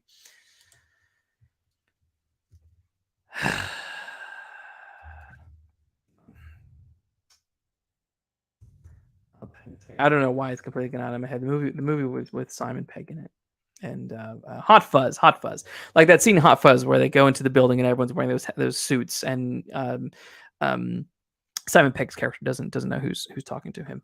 So it depends on what you mean by grounded, because grounded would actually be quite boring. Grounded would mean that the detective overseeing the investigation is mostly just sitting in his or her office, and not really going out and doing anything. The grunt work of clues and interviews and things like that are done by the kind of the detectives or the detective inspectors and things like that. So yeah, it depends what you mean by grounded. You could have a show about, detective inspectors going off and doing stuff, but if you got like for example Luther as a DCI, the reality of him, like in this movie in Luther, like when he rocks up to the scene where the kid was taken. Not only is Luther there, but Martin is also there. Martin would never be there. He would never. Yeah. Luther would only be there briefly, realistically. And people would just be feeding him information. Yeah. He wouldn't be doing the grunt work, which that's the stuff that people like. That's the, people want to see that kind of stuff with their detective. So like I said, grounded can be murky. So but I think that's why sort of I'm happy to include Dexter in that, because that's the show that's not, it's not overly dark. It sort of handles dark topics in a with a little bit of levity, because otherwise if you don't, what's happening in those shows is very, in that show is so grim, so grim. But I like that. But yeah, so like Night Manager was good, Dexter's really good. But yeah, Brana, he's one that I don't follow his career very much. I for some reason I don't watch a lot of, for no real reason. I don't watch a lot of his stuff. But looking at Wallander, I feel like that might be something to check out, because I am on the hunt for something new. What I would love though is well, no, I won't talk about that. I was going to talk about Knives Out. I hate Knives Out, but everyone is talking about how good that what's that, the spin-off show that's on Netflix that stars Poker Face, I think is what it's called, Poker Face. Because apparently the lead character is on LeBlanc's Zoom. What, spill the dirt on Knives Out? Is that what you want me to do? Yeah, the lady who's the star of Poker Face is she rocks up in is it Poker Face? Yeah, it is Poker Face. That's it. Oh my god, I want to remember her name. Yeah, that's it. And Natasha Leon. Yeah, so Poker Face, what I've been told, this is interesting, is Ryan, I think if I remember right, and I might be misremembering slightly, so take this with a pinch of salt, but there is some truth to it. There was talk of people wanting there to be a Columbo reboot. And I think the idea was that if they would do a Columbo reboot, but Columbo would be a lady, and I'm positive Ryan Johnson was connected to that, and I'm positive Natasha Leon was connected to that as well. If you don't know Columbo, I mean, you all should know Columbo, because Columbo is great. But the style of Columbo, starring Peter Falk, obviously. Yeah, Bifford the Hobbit. Lady Columbo is Lady Columbo is cringy. I agree, and they tried it. They tried it in I think the 70s. Kate Mulgrew. So there's this funny thing in Columbo. He always talks about his family, talks about his wife. He never mentions her name. He's just always talking about his wife. And they decided at one point to then do a spin-off of Columbo called Mrs. Columbo, and it starred Kate Mulgrew, who is Catherine Janeway. So she had her own series, but it didn't do very well. I think it lasted one season, and that was it. But yeah, so there was talk of doing a Poker Face basically is what it sounds like to me from listening to other people who have some information, that it's basically Columbo but with a lady. And yeah, and Shane, yeah, you're saying it was a reboot of Mrs. Columbo. Yeah, so it sounds like instead of doing a reboot of Mrs. Columbo or a reboot of Columbo with a lady, they've just decided to do their own thing, and it sounds like the style of the show is very similar to that. In Columbo, you know who the killer is straight away. What you're waiting for is for Columbo to put it all together and work out who the killer is and why they did it. And he often knows. He's just constantly lurking around, asking questions, waiting to trip up the other person who he suspects as being the criminal, the killer. Beverly Hobbit. Wow, young Kate Mulgrew was very pretty. Kate Mulgrew she was a very pretty lady back in the day, and she's a pretty lady today. But that was shocking. I was surprised that Kate Mulgrew was Mrs. Columbo. I was not expecting that. I don't know why I was not expecting. I mean, yeah, that was just really, that was a surprise to me. I was like, oh my gosh, it's Janeway. That wouldn't, yeah. So yeah, yeah, my spilling the beans. Sorry, on this stuff is I don't really like this brand of crime at the moment. I need to actually see Poker Face to judge it. But what I'm saying is I don't enjoy Rian Johnson's attempts at golden age crime. Like what he's done with Knives Out. I think I especially the last one, Glass Onion, was abysmal. Which I've already done a whole big show on that one, so I won't go into all the details. But I do find it's all a bit lazy and mainly done for cheap thrills, and I think that's why I've always gravitated more towards the tough guy stuff, the Philip Marlowe's, the V.R. Wasarsky, Sarah Pretsky books, and Robert B. Parker and stuff like that. It's because the Golden Age stuff, the Agatha Christie, and that has evolved into modern day cozies, are really all about the game, which the murder, the puzzle is the focus. The dead bodies, the human interactions are sort of the consequence of crime is sidelined because it's all about the fun of the mystery. And I've never really liked that sort of crimey stuff, which is another reason why I don't think I enjoyed Knives Out as much, and particularly Glass Onion, because it was all froth to me. But yeah. Oh, Biffer says that Renee, I can never pronounce his surname, but Odo was also in Miss Columbo. I did not know that. There we go. Look at all these Star Trek people. You know what? I recently have been watching Boston Legal, which stars, I mean, like everyone in Star Trek has been in Boston Legal as well. It stars William Shatner, James Spader, but it also stars Renee, who was Odo. Their Quark had a guest appearance on it. Neelix had a guest appearance on it. Jerry Ryan, who plays 7 and 9, had a guest appearance on it. Yeah, Boston Legal just seemed to be the show where all of the Star Trek actors afterwards went and did little bits, but we've only watched like the first 4. I can't remember how many seasons there are, but now we haven't finished it because the show, after about season 3 or 4, became very repetitive, which was disappointing. Shane says it was very disappointing. Glass Onion using stuff like identical twins and a book stopping a bullet isn't a subversion of a cliche. It's just yeah, totally. I mean the bullet stuff, the twin sisters. Everything about that was ridiculous.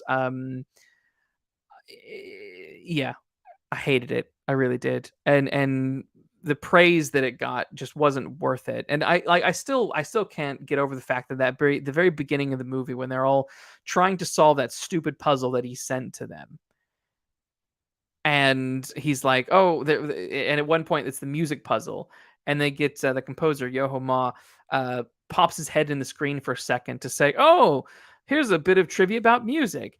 That's one of those things where, okay, I thought that must come back in the movie later. That's a setup that is never paid off. But also, the stupid puzzle that they all try and figure out at the beginning of the movie, which they all solve relatively easily, that puzzle in itself was also, I thought that would have set up something that would have been paid off. And again, that didn't pay off anything at all. And I also thought it was complete bull crap that that at the end LeBlanc's like, "You're so stupid. You're so stupid." It's like, look, he might not be intelligent fully, but he's clearly intelligent because he's made himself very rich and he has people working on things that are smart. So Eric or Edward Norton's character is clearly isn't stupid. He's there's some intelligence going on there. And actually the crime that the way he tried to murder Dave Batista was smart. It would have been like, oh, we thought he was poisoned. Oh, I guess he just died of an allergy. That's actually a very clever way to do that. The whole thing was stupid. Um, yeah, Shane. Just because these pop culture references, it doesn't make it a modernization. Yeah, no, totally. It just, yeah, cliche the movie. I Ryan Johnson is overrated. Ryan Johnson is overrated. I've don't enjoy The Last Jedi. I remember liking Looper. And then I went back and watched Looper. And I mean, I'm saying I went back and watched this was probably like 2017 when I went back and watched it. Sometime no, it was sometime after the Last Jedi. I was like, well, I remember liking that. So let's go back and see that. And even that, I was like, wait a minute. There's a lot of stuff that's not making sense here. I must have watched it on a day where I just wasn't thinking. Or I was just sort of, it's I also understand the getting swept up in a film when you go and see it.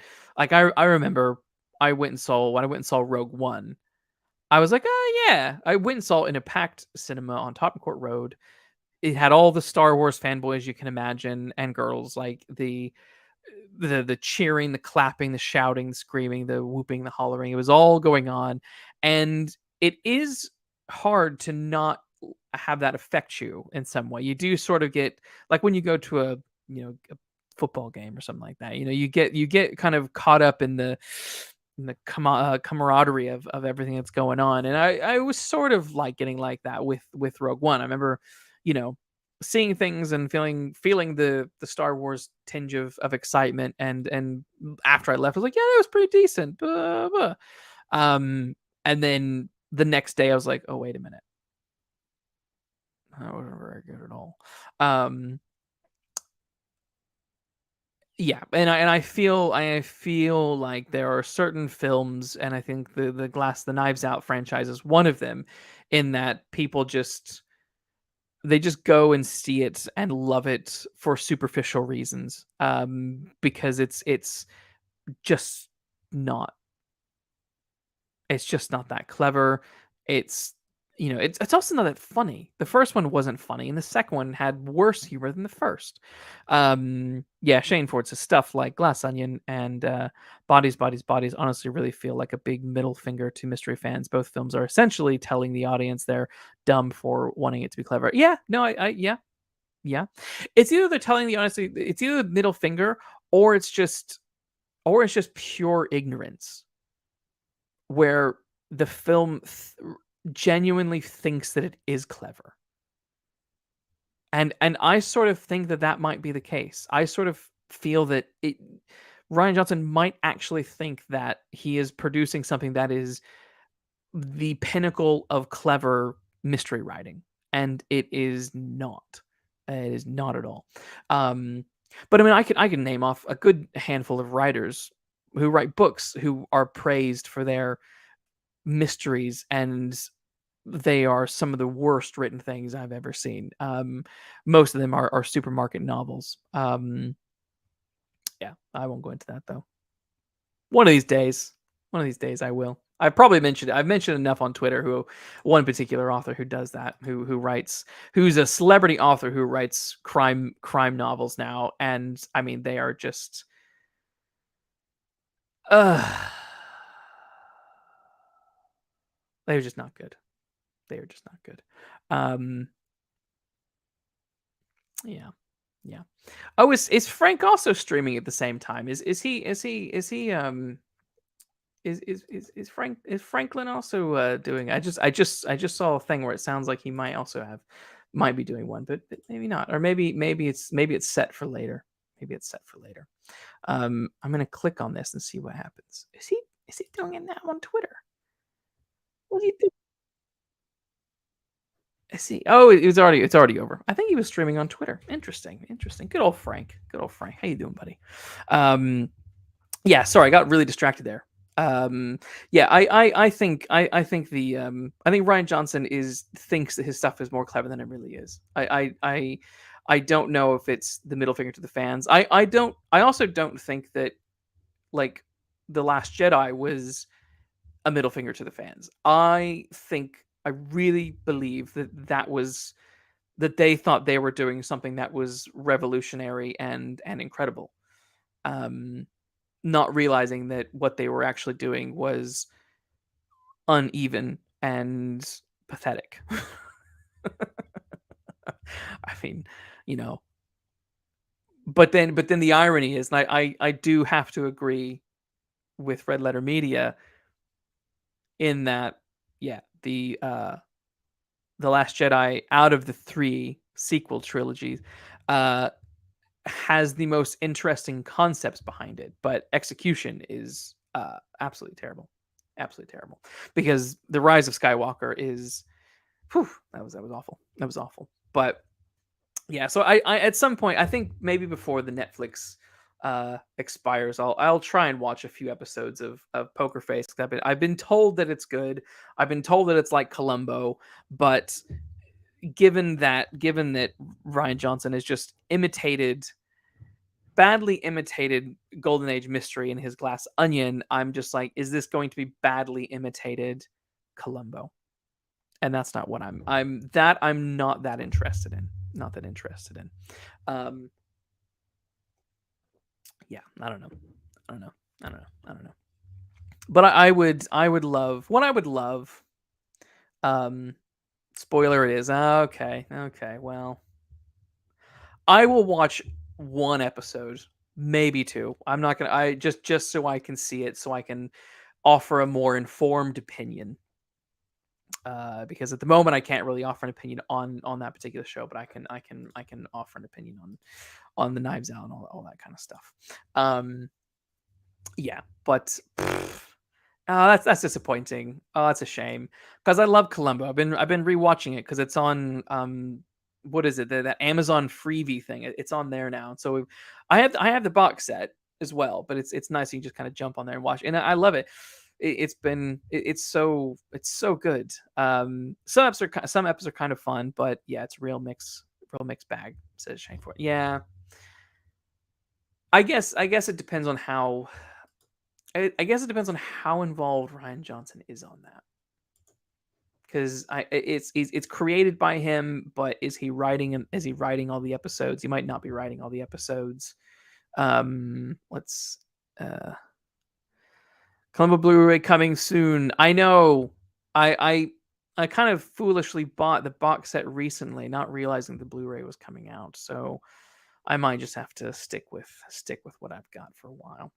Um, let's see. Let's see. Did he write? Yeah, directed by, written by.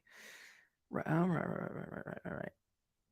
He only wrote. Oh, he only wrote three. Uh, but they do have a similar feel. Yeah, as in all the episodes have a similar feel. I'm assuming. I mean, that doesn't surprise me. I mean, generally there's, you think of any TV show. I guess they're generally you have a TV show and there's a similar vibe throughout the whole thing, but you can always tell when. I think you can always tell when the main writer comes back. Like if you think about certain episodes in Doctor Who where Stephen Moffat wrote them, or Russell T Davies, you can tell very quickly which ones were his or theirs.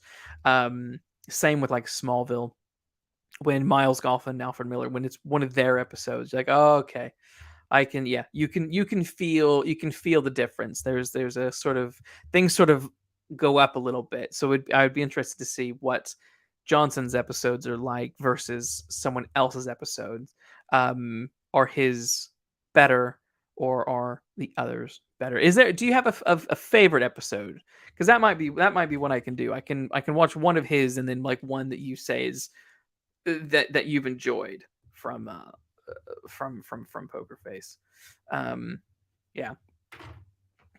The other day, like a couple of weeks ago, someone's like, "Oh, have you seen Poker Face?" And I looked it up, and it was like this weird 2022 film with um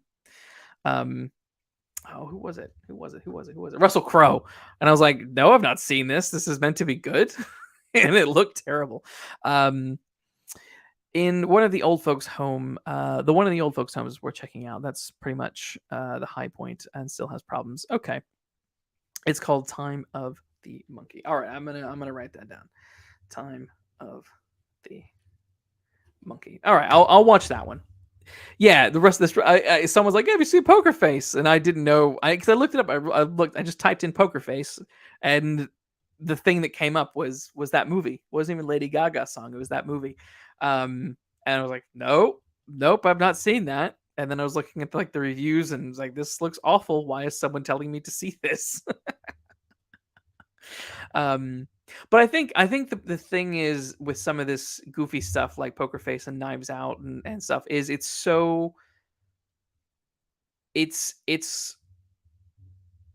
it's basically fast food. It's what, you know, Marvel is, to compare it to that. It's fast food stuff. It's just meant to be, it's not meant to like fill you up or make you think or anything like that. It's just sort of goofy stuff. That isn't super, that isn't well put together, well thought out. It's just an easy kill of time, I think.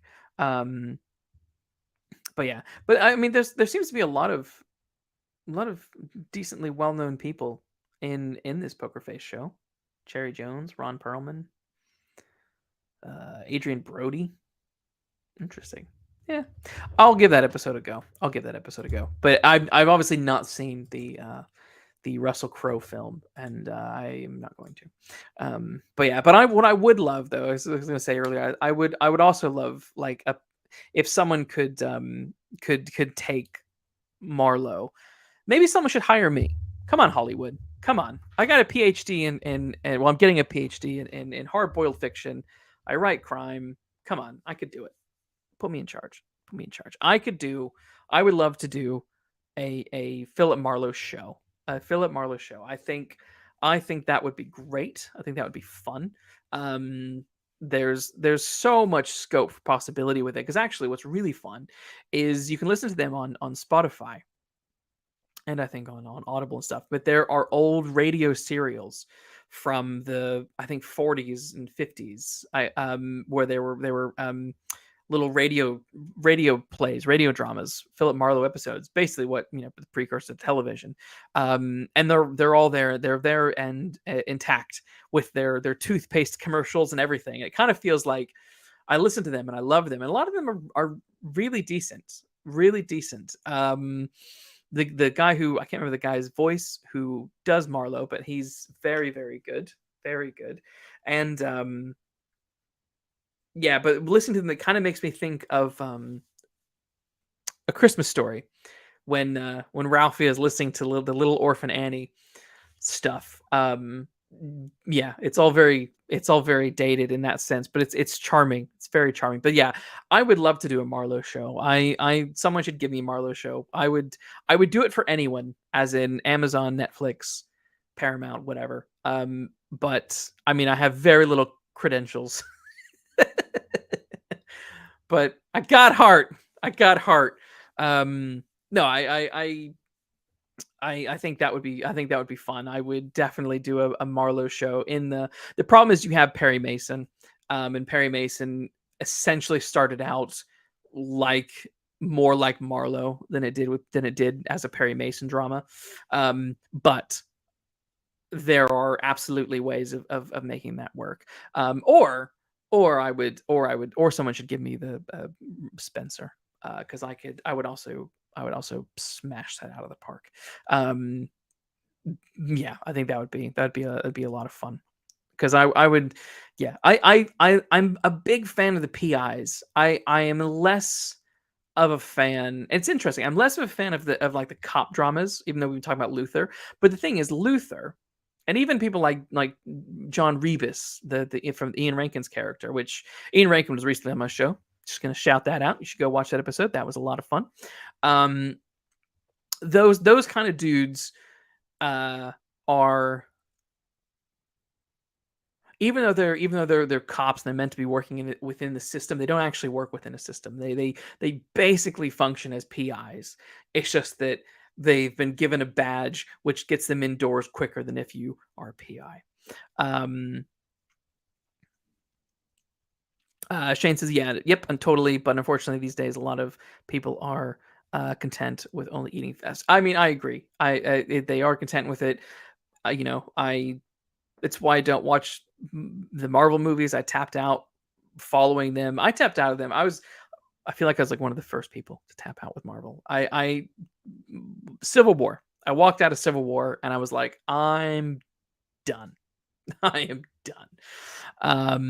Biffer says, my Marlowe show would be incoherent but very compelling, like Under the Silver Lake. Yeah, I mean, I would make it coherent. I wouldn't make it incoherent. But the thing, that's the thing. The thing with the PI stuff is they don't the PI novels and shows very rarely have solid storylines. Basically, the PI just sort of stumbles around finding information, getting into trouble, and it starts off with some sort of some inciting incident. Someone comes to him with a job, find this person, find this thing, help me, I need to make this trade-off, come with me to do it. And then he, the PI is just sort of, stumbling around back and forth trying to get answers to explain various weird things that happen, and some things don't get fully explained. I think in The Big Sleep, like who killed the who killed Carmen's driver is I think a point of contention that they don't actually Raymond Chandler doesn't actually answer in that. But yeah, Biffer says, Luke, have you ever seen Vengeance 2022? Very Marlowe-esque. I have not seen that, but I will write that down as well. Maybe I have 2022. I don't know. I'll have to look it up, but I haven't. Motherless Brooklyn. Loved Motherless Brooklyn. Interestingly enough, the book is set in present day, but when they adapted the film, they set it in the past, and it's a weird choice, but I love that movie. That is a terrific film. The score for Motherless Brooklyn is wonderful. I listen to that regularly. I love that so much. So much. And Shane Ford, yeah, private investigators over police detectives. Totally. They're way more interesting. I'm working on a new book now that's a modern day PI. I have no interest in writing a cop. I really don't. Thoughts on Robert Mitchum as Philip Marlowe? Robert Mitchum was terrific as Philip Marlowe in Farewell, My Lovely. Robert Mitchum as Philip Marlowe in The Big Sleep was not good. But it wasn't his fault. That was the script's fault. That was the film's fault. The idea of taking The Big Sleep and dropping it in London was ridiculous. That just moving Marlowe outside of LA, he is tied to LA in the way that Batman is tied to Gotham. That is his playground. That's where he belongs. Putting him anywhere else, you just ought to be writing a new detective. But Farewell, My Lovely is a very good film. Liked him in that a lot. There's a slightly better version of Farewell, My Lovely that came out in the 40s, I think. Starring, was it Dick Powell? Called Murder, My Sweet. 1944. That's a terrific one. That's very, very, very good. But I like both versions. I genuinely like both versions of Farewell My Lovely. Murder My Sweet and Farewell My Lovely are great. Um, I also like the. I mean, obviously, I do like The Big Sleep with Humphrey Bogart, but yeah, I think Dick Powell. Dick Powell might be my favorite actor to do Philip Marlowe. I think. Yeah, he nailed it. I like the wittiness, but he's also tough. There's a bit more realness to him. But yeah, they're both very good. What I didn't like though, but I like the casting and I like certain elements of it. But The Long Goodbye, starring Ross's dad from Friends. Can't remember his name. Long Goodbye, 1973. The Long Goodbye. Yeah, Robert Altman's film. Elliot Gould. Elliot Gould. Of course, it's Elliot. That one is. I know a lot of people really love that film. It's very, very well liked. Very well liked. But it's one that I've always struggled with. I don't know why. No, I haven't seen Johnny O'Clock. I'll have to look into that one. But yeah, the Elliot. Oh, it's all looking at me now. Johnny O'Clock, 1947. Yeah, no, that's sad. This sounds fun. Johnny O'Clock. This film revolves around a high-class gambler, Johnny, who operates a gambling casino but gets into trouble when a mysterious murder sets the cops after him. I'm sold. I'm sold. I'm interesting. This has 6.8 out of 10 on IMDb, 33% on Rotten Tomatoes. Letterbox. 3.3 out of 5. Oh, there we go. It's on Netflix. It's on YouTube. I can watch it for free on YouTube. Fantastic, fantastic. But yeah, no, there's something about The Long Goodbye that I've always struggled with. I like Elliot Gould as Marlowe. I think he's a really that's a bit of good casting. I liked his sort of grumbliness. He's kind of always grumbling and saying things under his breath. That works for me. I enjoyed that. But the grumbliness gets a little over the top after a while. And yeah, as you're saying, yeah, it is a mess. The story itself is a mess. So it had a lot of elements that I was totally down with, but in the end, I just didn't. It's a hard watch for me. I love like the opening bit. Like I love the cat stuff, going and getting cat food, feeding his cat. Like you're learning a little bit about Marlowe and whatnot. Of course, then you got that just really really absurd bit with the women who live next to him, all out in their like bikinis and stuff. A really good one, a really good noir film from the 60s is Harper. Harper, starring Paul Newman as Lou Harper, based off of John McDonald's character Lou Archer. I think it was one of those things where the director liked H names. I think Jake Smite liked H names, so he changed Archer to Harper for whatever reason. But it's I think it's based off the Moving Target, the book. It's a really fun movie. I highly recommend. I mean, it's 100% on Rotten Tomatoes, but then 50% on Metacritic. So I don't know what to tell you. I highly recommend Harper. That is a really fun 60s PI movie. A lot of heart, a lot of soul to it. It gets pretty crazy at the end, but it's definitely a product of its time. There's a lot of, in the way that like some of the early James Bond movies are leaning very much into 60s, what was vogue in the 60s. Yeah, that was fun. Yeah, so The Drowning Pool, I haven't seen The Drowning Pool, and I need to. I haven't been able to find it yet. But that is one I really want to see. Biffer, you say, have you heard of Marvel Comics character named Dakota North? She's a private detective, and I have think I have. I don't think I have. Let's see. Dakota North Marvel. I mean, I've heard of what's her face. Dakota North. Yeah, no. Created first appeared in 1986. Ah, cool. Oh, this is interesting. Little sounding of a character. Yeah. Visual character appears in various comic series. Blah, blah, blah, blah, blah. It was short-lived. It was skilled from training something extremely interesting. No, I'll have to look into this. She sounds kind of fun. She sounds kind of fun. I did sort of enjoy the first season of Jessica Jones, which is obviously PI with superpowers.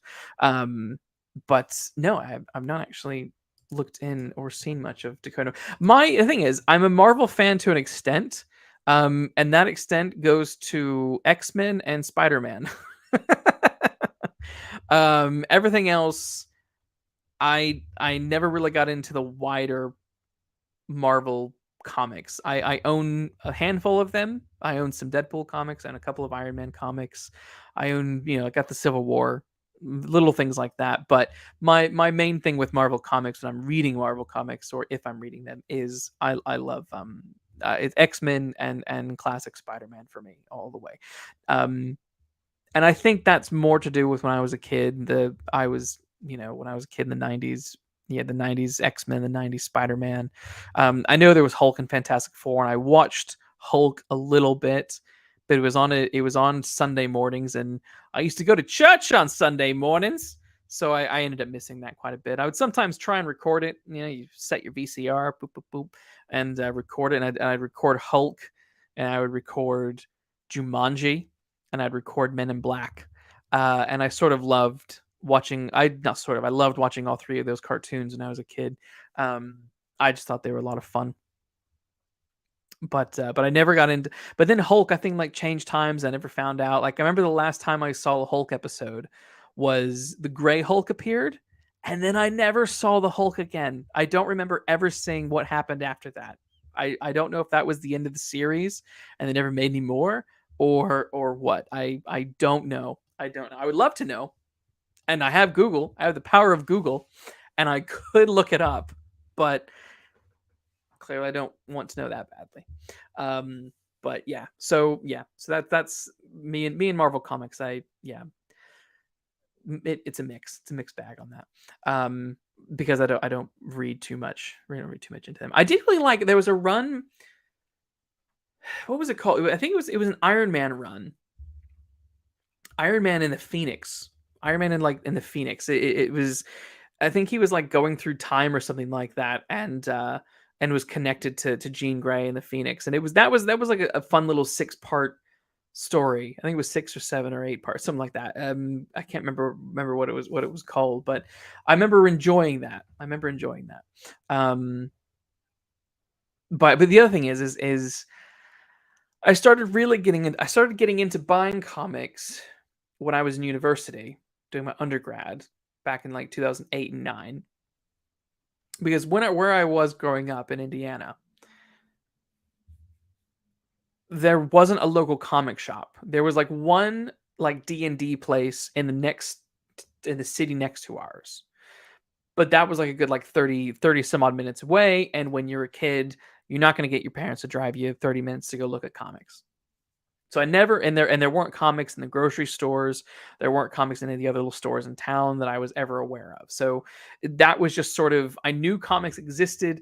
I every once in a while would find one somewhere, like at maybe maybe in like an antique place. You'd find a bundle of comics, and I had a few, but not really very many at all.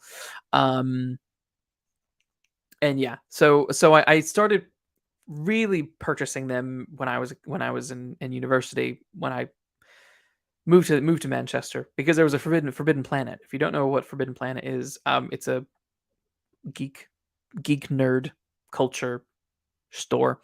I don't know if they have them. I know they have them in like major cities. I don't know where everybody is, but they're a really good store, really good chain. And so I would buy my comics from them, and but my main thing was X-Men. And I started buying like just before, just before the Second Coming series, and that one was That one was fun. I enjoyed the Second Coming. The conclusion was good, but then the comics afterwards sucked. um, and I think I stuck with X-Men from like 2010, 11, and then in 2011 I moved to London, and that's when they were doing like that. Oh yeah, that's when they brought X-Men to an end. They ended the original run for some stupid reason. They're like, oh, we're gonna that. And they split it up. They had like the Uncanny X-Men #1, and they had Wolverine in the X-Men, and there was the Schism. Yeah, Schism. I think was the last one. I enjoyed Schism, but then after Schism, those comics, the style, the drawings, the writing, it wasn't enough to keep me. It wasn't enough to keep me coming back for more. That's for sure. So I didn't. I then stopped watching, stopped reading, and then I think I think like last year.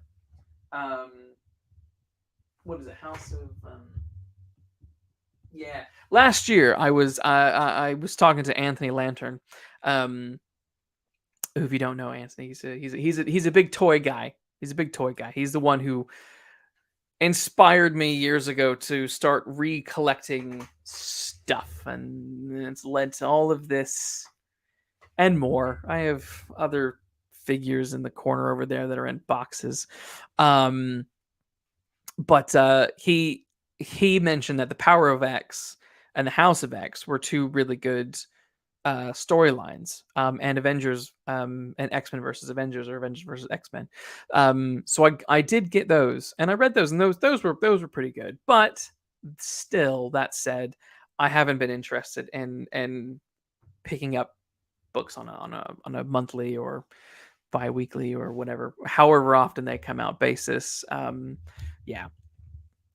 Shane Force says went in on the first two volumes of Uncanny X-Men Omnibus, and it's got like the first 75 issues. Got to find time to read. Yeah, like I love grabbing the omnibuses when I can. I don't really care if they're in black and white. I know you can get like really cheap ones that are. I love those.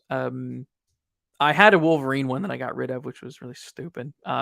It's because I moved around. I moved around so much, living in London, because various reasons. But yeah, so some books never stick with me for very long. What was I gonna say? There. Oh, I don't have them up here. Yeah, there was another X-Men series that was really good, where they did like the history of X-Men. And and it was like 3 volumes. They're tall and they're thin, and they're not deep. They don't cover everything, but it's like someone like wrote like the Bible of X-Men, and it basically tracks the X-Men from the very first the very first comics with that came out in 66, to whatever like the most recent thing was, but it covers all the big events, and it sort of tells the X-Men story in a linear way that that's really good. If you ever come across those, I recommend that. Let's see. But yeah, they are really good, Shane. They're really, really good. I was pleasantly surprised with that. And it's funny because I think it kind of speaks to like the general state of things. I think back issues are more, probably make more money than some of the new stuff. I just haven't been interested in anything new, for a very long time. It just doesn't hook me like like I feel that it like I feel that it should. Like I feel that it should. I don't know. I don't know. Um, but yeah, it's funny. I obviously told. I said this wasn't gonna be a long show, and here I am 3 hours later.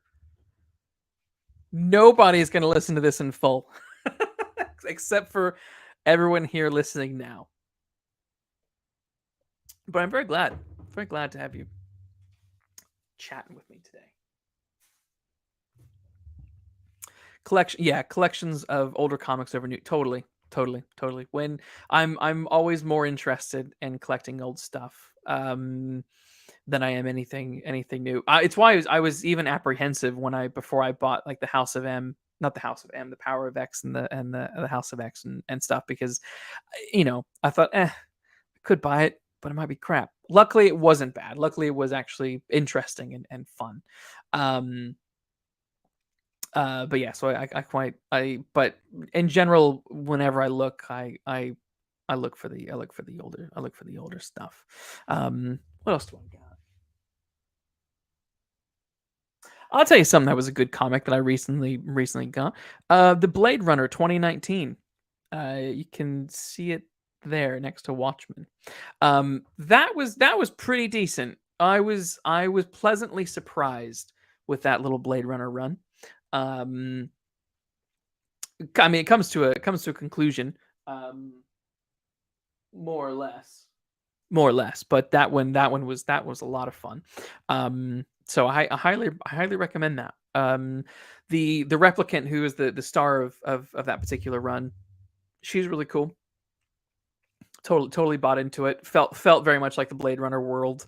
Um, a good little detective mystery. That was, yeah, that's a lot of fun. Um, what I am nervous about, since I'm speaking of on Blade Runner, I am very nervous about the TV show. I don't know what you guys think about that, but the TV show,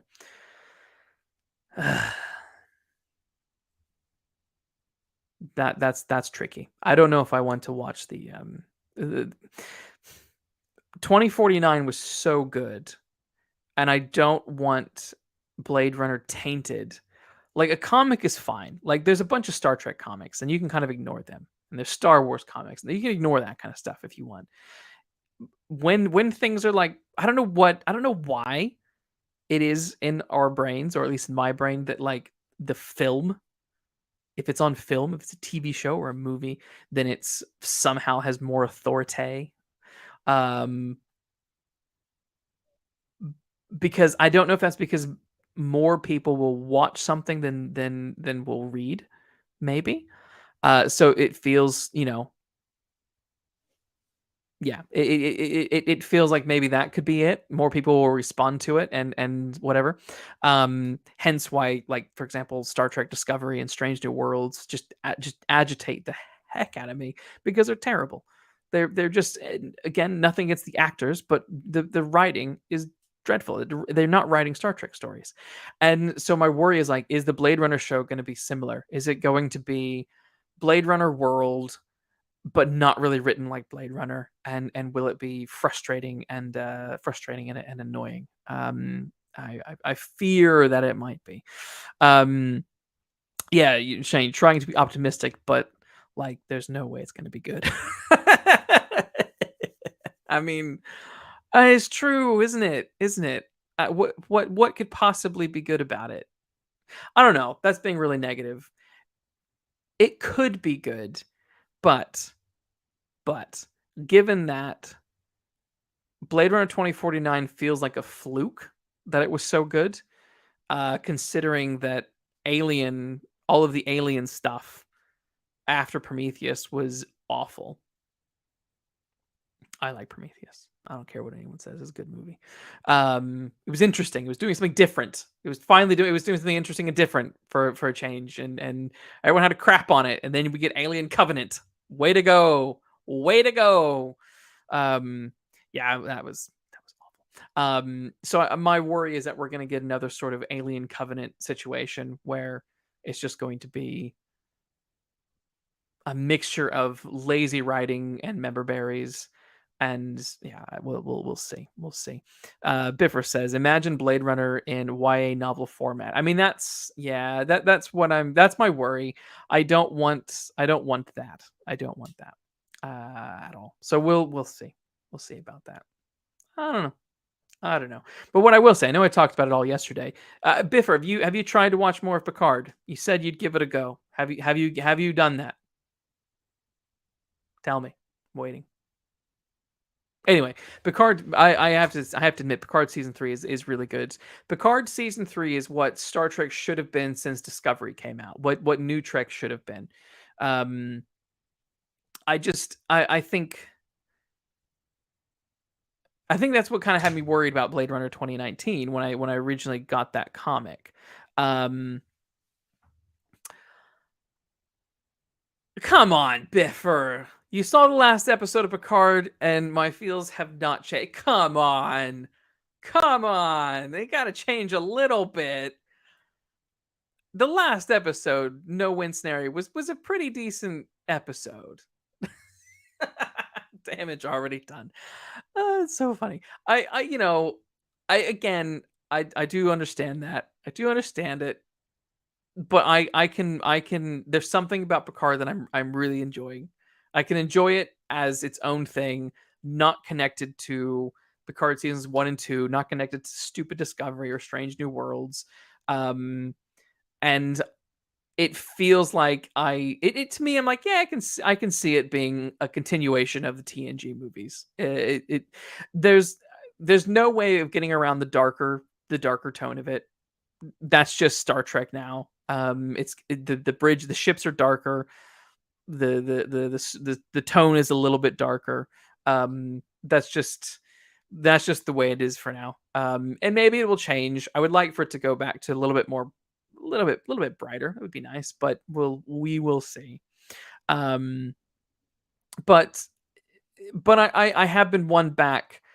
I've been won back on this season alone. I have not been won back fully. I'm not going to go watch anything else because, as you know, yeah, everything else has let me down immensely, and I'm not going back to that. But Picard 3, it's won me over. It's good, in my opinion. It's good. Shane Ford, I guess maybe if Hampton Fancher is involved, it will at least feel like the original and 24. I mean, it's possible. I think stylistically, it will look like Blade Runner. It seems. I mean, if you speaking of Picard, like when they're on the planet Metalis Prime, like that's basically Blade Runner. So producing Blade Runner level, Blade Runner quality, city sets for TV is so achievable now. That yeah, it will easily feel like Blade Runner. My worry is how will the characters feel like they're in a Blade Runner world? That's my worry. That's my worry. Maybe they will. Maybe they won't. I don't know. But Biffer, I'm sorry. I'm sorry that you're still not enjoying it. I do. I really do. That ending was so good. The ending of No Wins, and Shaw. Do you not like Captain Shaw? Come on, Shaw's great. Shaw, Captain, he's like finally a proper Starfleet captain, like a proper captain. We finally have one after 5 seasons of Discovery, 1 season of Strange New Worlds, and I guess I kind of like I don't count it as canon though. But I do sort of like the characters in Lower Decks, but I don't really watch Lower Decks. I've only watched the Deep Space Nine episode of the new season, and I think the first episode, but I don't take that as canon because it's a cartoon. It doesn't count. Though I do consider the TOS cartoon as canon. Like, why not? That one was really good. It had all the same actors and stuff like that. So yeah, that was good. Shane Ford, kind of want to see Alex Garland do a Star Trek show. I don't know who that is. I will find out though. What have you done, Alex Garland? Oh, Ex Machina. Did he write that? Let's see. Go to his IMDb. Wrote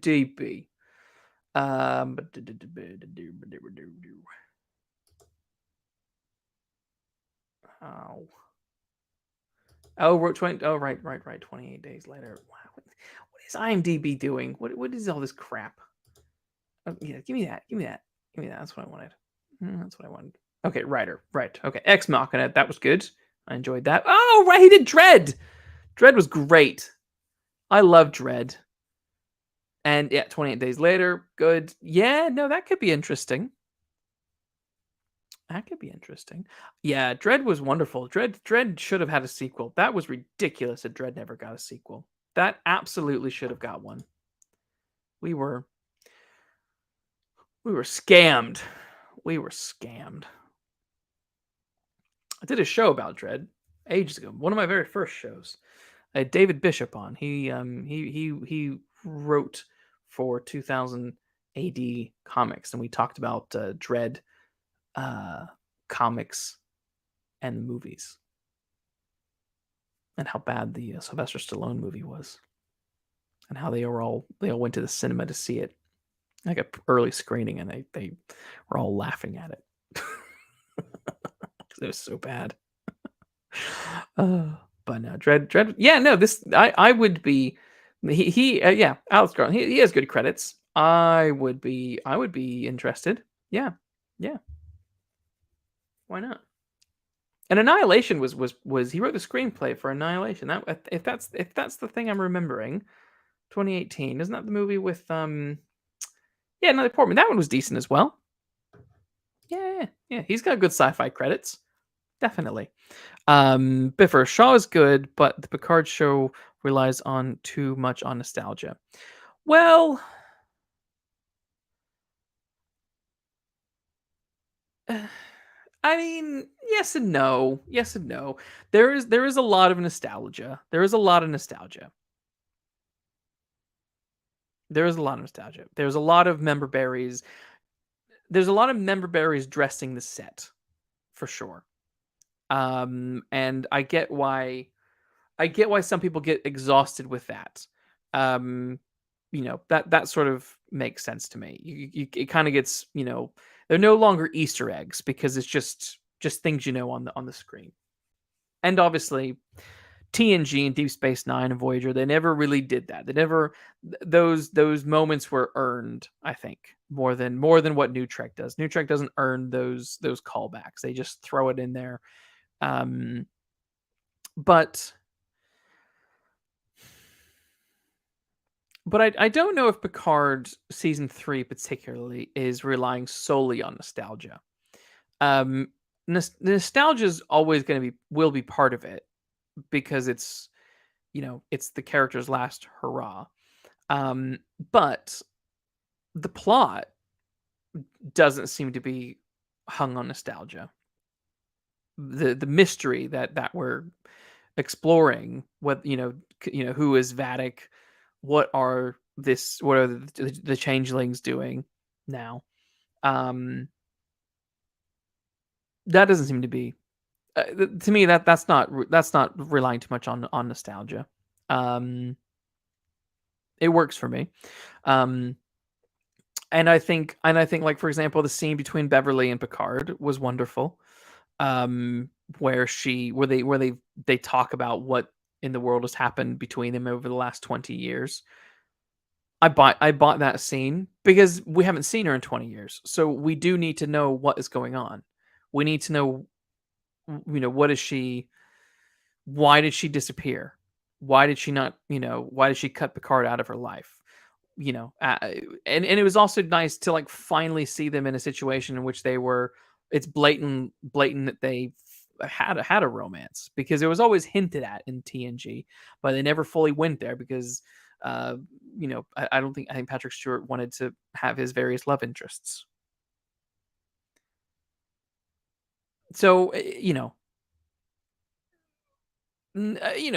are we saying nostalgia because the Titan is Neo Constitution class? Is it, you know, there's going to be an element of nostalgia because it's these actors who have come back. Or is it because Geordie LaForge's daughters, steering the ship? That doesn't bother me. That doesn't bother me. I quite like that actually. Reminds me of when Sulu's daughter was on the Enterprise B. I like that. That worked for me. It's like yeah, yeah, I like that. Um, yeah. So I don't know. I don't know. I Seasons 1 and 2 very much relied too much on nostalgia.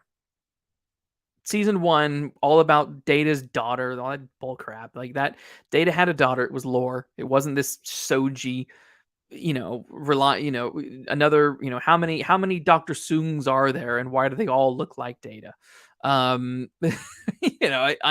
that yes, that relied on nothing but member berries and stupidity steered that season. Season 2 again was nothing but, redoing elements of Star Trek 4 and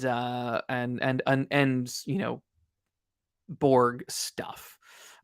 I agree that those first two seasons absolutely did nothing but rely on nostalgia. I totally get that, like in Discovery, the minute Discovery ended, and it's the Enterprise rocks up, and then the next season has Spock and all those people throughout the whole time. It's like, yeah, that is relying on nostalgia to carry that show forward, because they knew that they probably weren't going to get a second season unless they brought in Pike and Spock, and it's like, well, let it be its own thing. So and I would say, what you call it, Strange New Worlds definitely relies on nostalgia. They just rely on cramming in as much stuff as possible from the past. But the plot of Picard, I don't feel the plot of Picard season 3 is relying on nostalgia as much as the others. I really don't. There's blatant elements. I mean, a battle in the nebula is very much the Wrath of Khan. Sure, that's fine. A saboteur on the ship is very similar to Star Trek 6, but there's been saboteurs and there's been battles in nebulas throughout the show's history, so that's not just solely related to that. And it's a space show, and they fight in space, so there's always going to be asteroids and complications and things, So I don't know. I guess I don't mind season 3 as much. I think season 3 is much is it's way smarter. I think the way the crew are interacting feels legit. There's no like snappy whippy Gilmore Girl rapid fire dialogue. They're legitimately talking about working. They're using their brains to work out problems. And so I appreciate that. The dialogue doesn't pander. I'll say the dialogue is perfect. There's always cheesy dialogue, but there's cheesy dialogue out the whole franchise. Um, but yeah, so I'm really really okay with it, and I also feel like the characters are finally acting like themselves. Picard, he could use a little bit of a tune. He's not he's one of the ones who is mostly acting like how I would envision an older Picard, but there are still moments of his sort of wistful seasons 1 and 2 persona. But Beverly seemed to be acting like seems like Beverly, which is what you want. Worf. Who else is there? 7 of 9 feels way more like 7 than she had in the previous 2 seasons. And the thing is with 7, like 7 never really changed in Voyager. She was just always kind of Borgy, and so I think here she's balancing her Borginess, but also regained a lot of her humanity back. And I think she should have evolved a bit more during the show, because she really didn't. She didn't need to be sort of Spock-esque, but whatever. Yeah, Shane, you say was very surprised when Picard started and it made such little fanfare. That was what people wanted for so long, and then crickets. Well, yeah. I mean, Picard season 1 started, and I was hopeful. I was like, oh great, let's do this. Let's go back to Picard. Let's move the franchise forward. And holy crap, it was so bad that I think it just put people off. I think people just tuned out. I don't think it was there was no interest, because like, well, this isn't really Picard. We just have Patrick Stewart, and we have 7 of 9, 2 legacy characters, but everyone else is annoying. Soji is annoying. Raffi was annoying.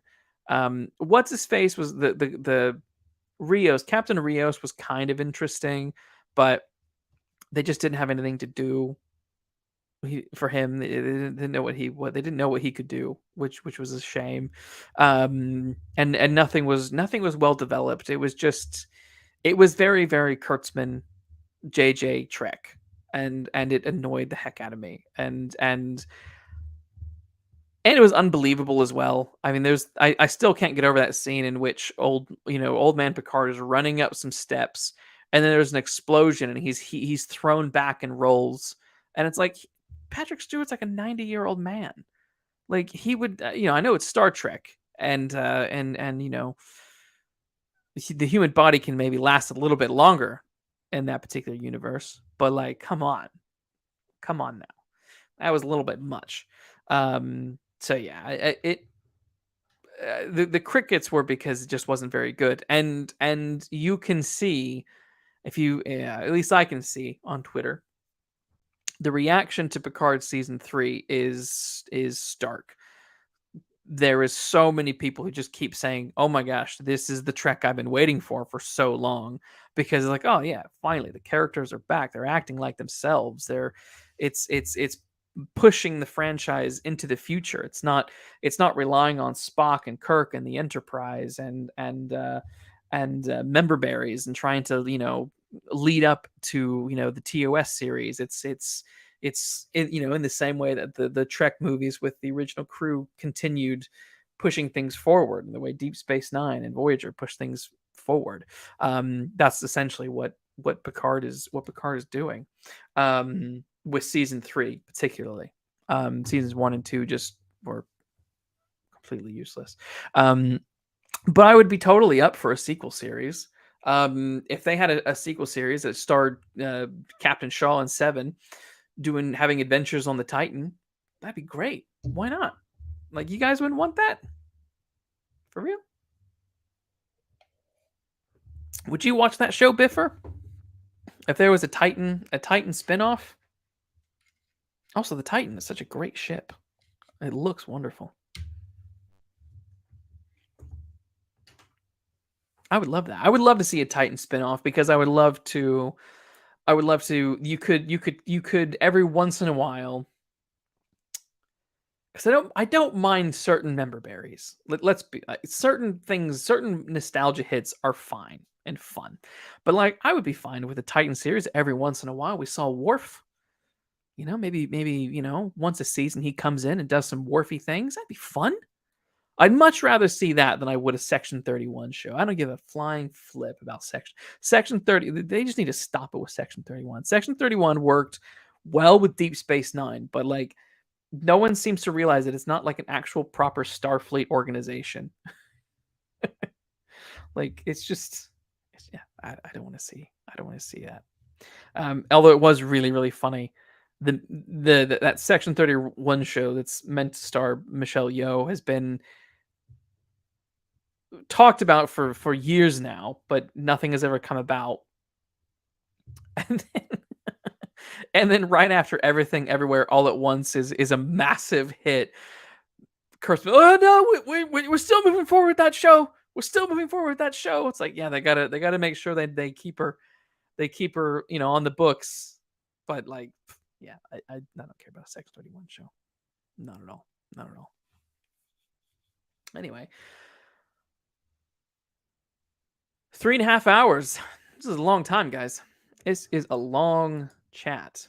Any other questions? Because I mean, I know like 2 hours ago I said I was gonna wrap it up, but yeah, I might actually wrap it up now. I think Claire will be home sometime soon. She was off seeing some friends this weekend, but you don't need to know that, even though I've just told you. There we go. Yeah, I think I will. Wrap it up, unless there's any other questions, any other comments you have. I might wrap it up and chill for the rest of the evening. Good chat about Luther. Maybe I'll like break up the Luther review. Maybe I'll download this video and pull out the Luther review and and upload that as a. I'll keep the live video up. I will always keep these up, but I might actually take the Luther one out in case people just want to watch the Luther one, so that they don't freak out when they see a 3 hour and 30 minute review on Luther, the fallen son. I think it was done with Luther in about an hour and 20. I think it was an hour and 20, and then I was done with Luther. But yeah. Anyway. Yeah. I suppose I'll be back Wednesday, like I said ages ago, chatting. What's that dumb show called? Mandalorian. That'll be fun. I'm looking forward to talking about the Mandalorian because I have a lot of. It's a very frustrating show. It's a very frustrating show. It started off so well and interesting, and it was the first thing that Star Wars had done since the Return of the Jedi that I was like, oh, this is kind of fun. My interest is piqued, and then it very quickly was just Mandalorian babysitting Baby Yoda, and I was going to talk about this on Wednesday, but let's just say now real quick. Baby Yoda's fun. I like Baby Yoda. I have multiple Baby Yodas. But he really shouldn't be a baby. Like, I get it, they're trying to say that the Yoda species ages slowly, I guess, but he's literally acting like a 1-year-old or like a 1-year-old. He's not, he can't even speak. He can't even say a word. A 2-year-old can at least speak a little bit. He can say some things like, food, feed me. And, when you cuss, they can say that as well. But what I don't understand is there's these flashbacks with Grogu being at the temple when Anakin destroyed it. So, like, Luke was just born, and this is taking place after Jedi. So this is like what, 30 years later? So how can he still be? Why can he not talk? Why can he not remember anything? Why does he have no memory of things? What is going on there? Like, I feel like he should be more advanced than a 1-year-old over 30 years. Like, I get that he lives 900 years or so, because how old was Yoda when he died? 890. You know what I mean? Like, come on. Stupid. Absolutely stupid. Drives me nuts. But he can like run and flip and do things, but then sometimes he can use the Force and sometimes he can't, and it's just like, make up your mind. But I'm sick. I'm now sick of cutesy Yoda. Cutesy Yoda annoys the hell out of me. I liked Baby Yoda at first, and now I'm like, okay, you need to like stop being cutesy, and I don't know, start acting like a, I don't know, have a bit more something to do. Anyway, I'm gonna go. Thank you for listening. This was fun. This was a nice way to spend a Sunday afternoon where I had plenty of things I could have been doing, but this was a much better distraction from doing anything that was important. So yeah, I would just say it again. If you haven't liked, subscribe, tell your friends about the show, and I'll be back Wednesday, chat Mandalorian.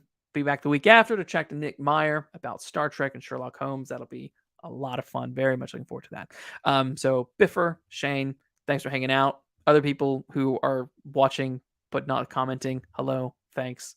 I will see you all later.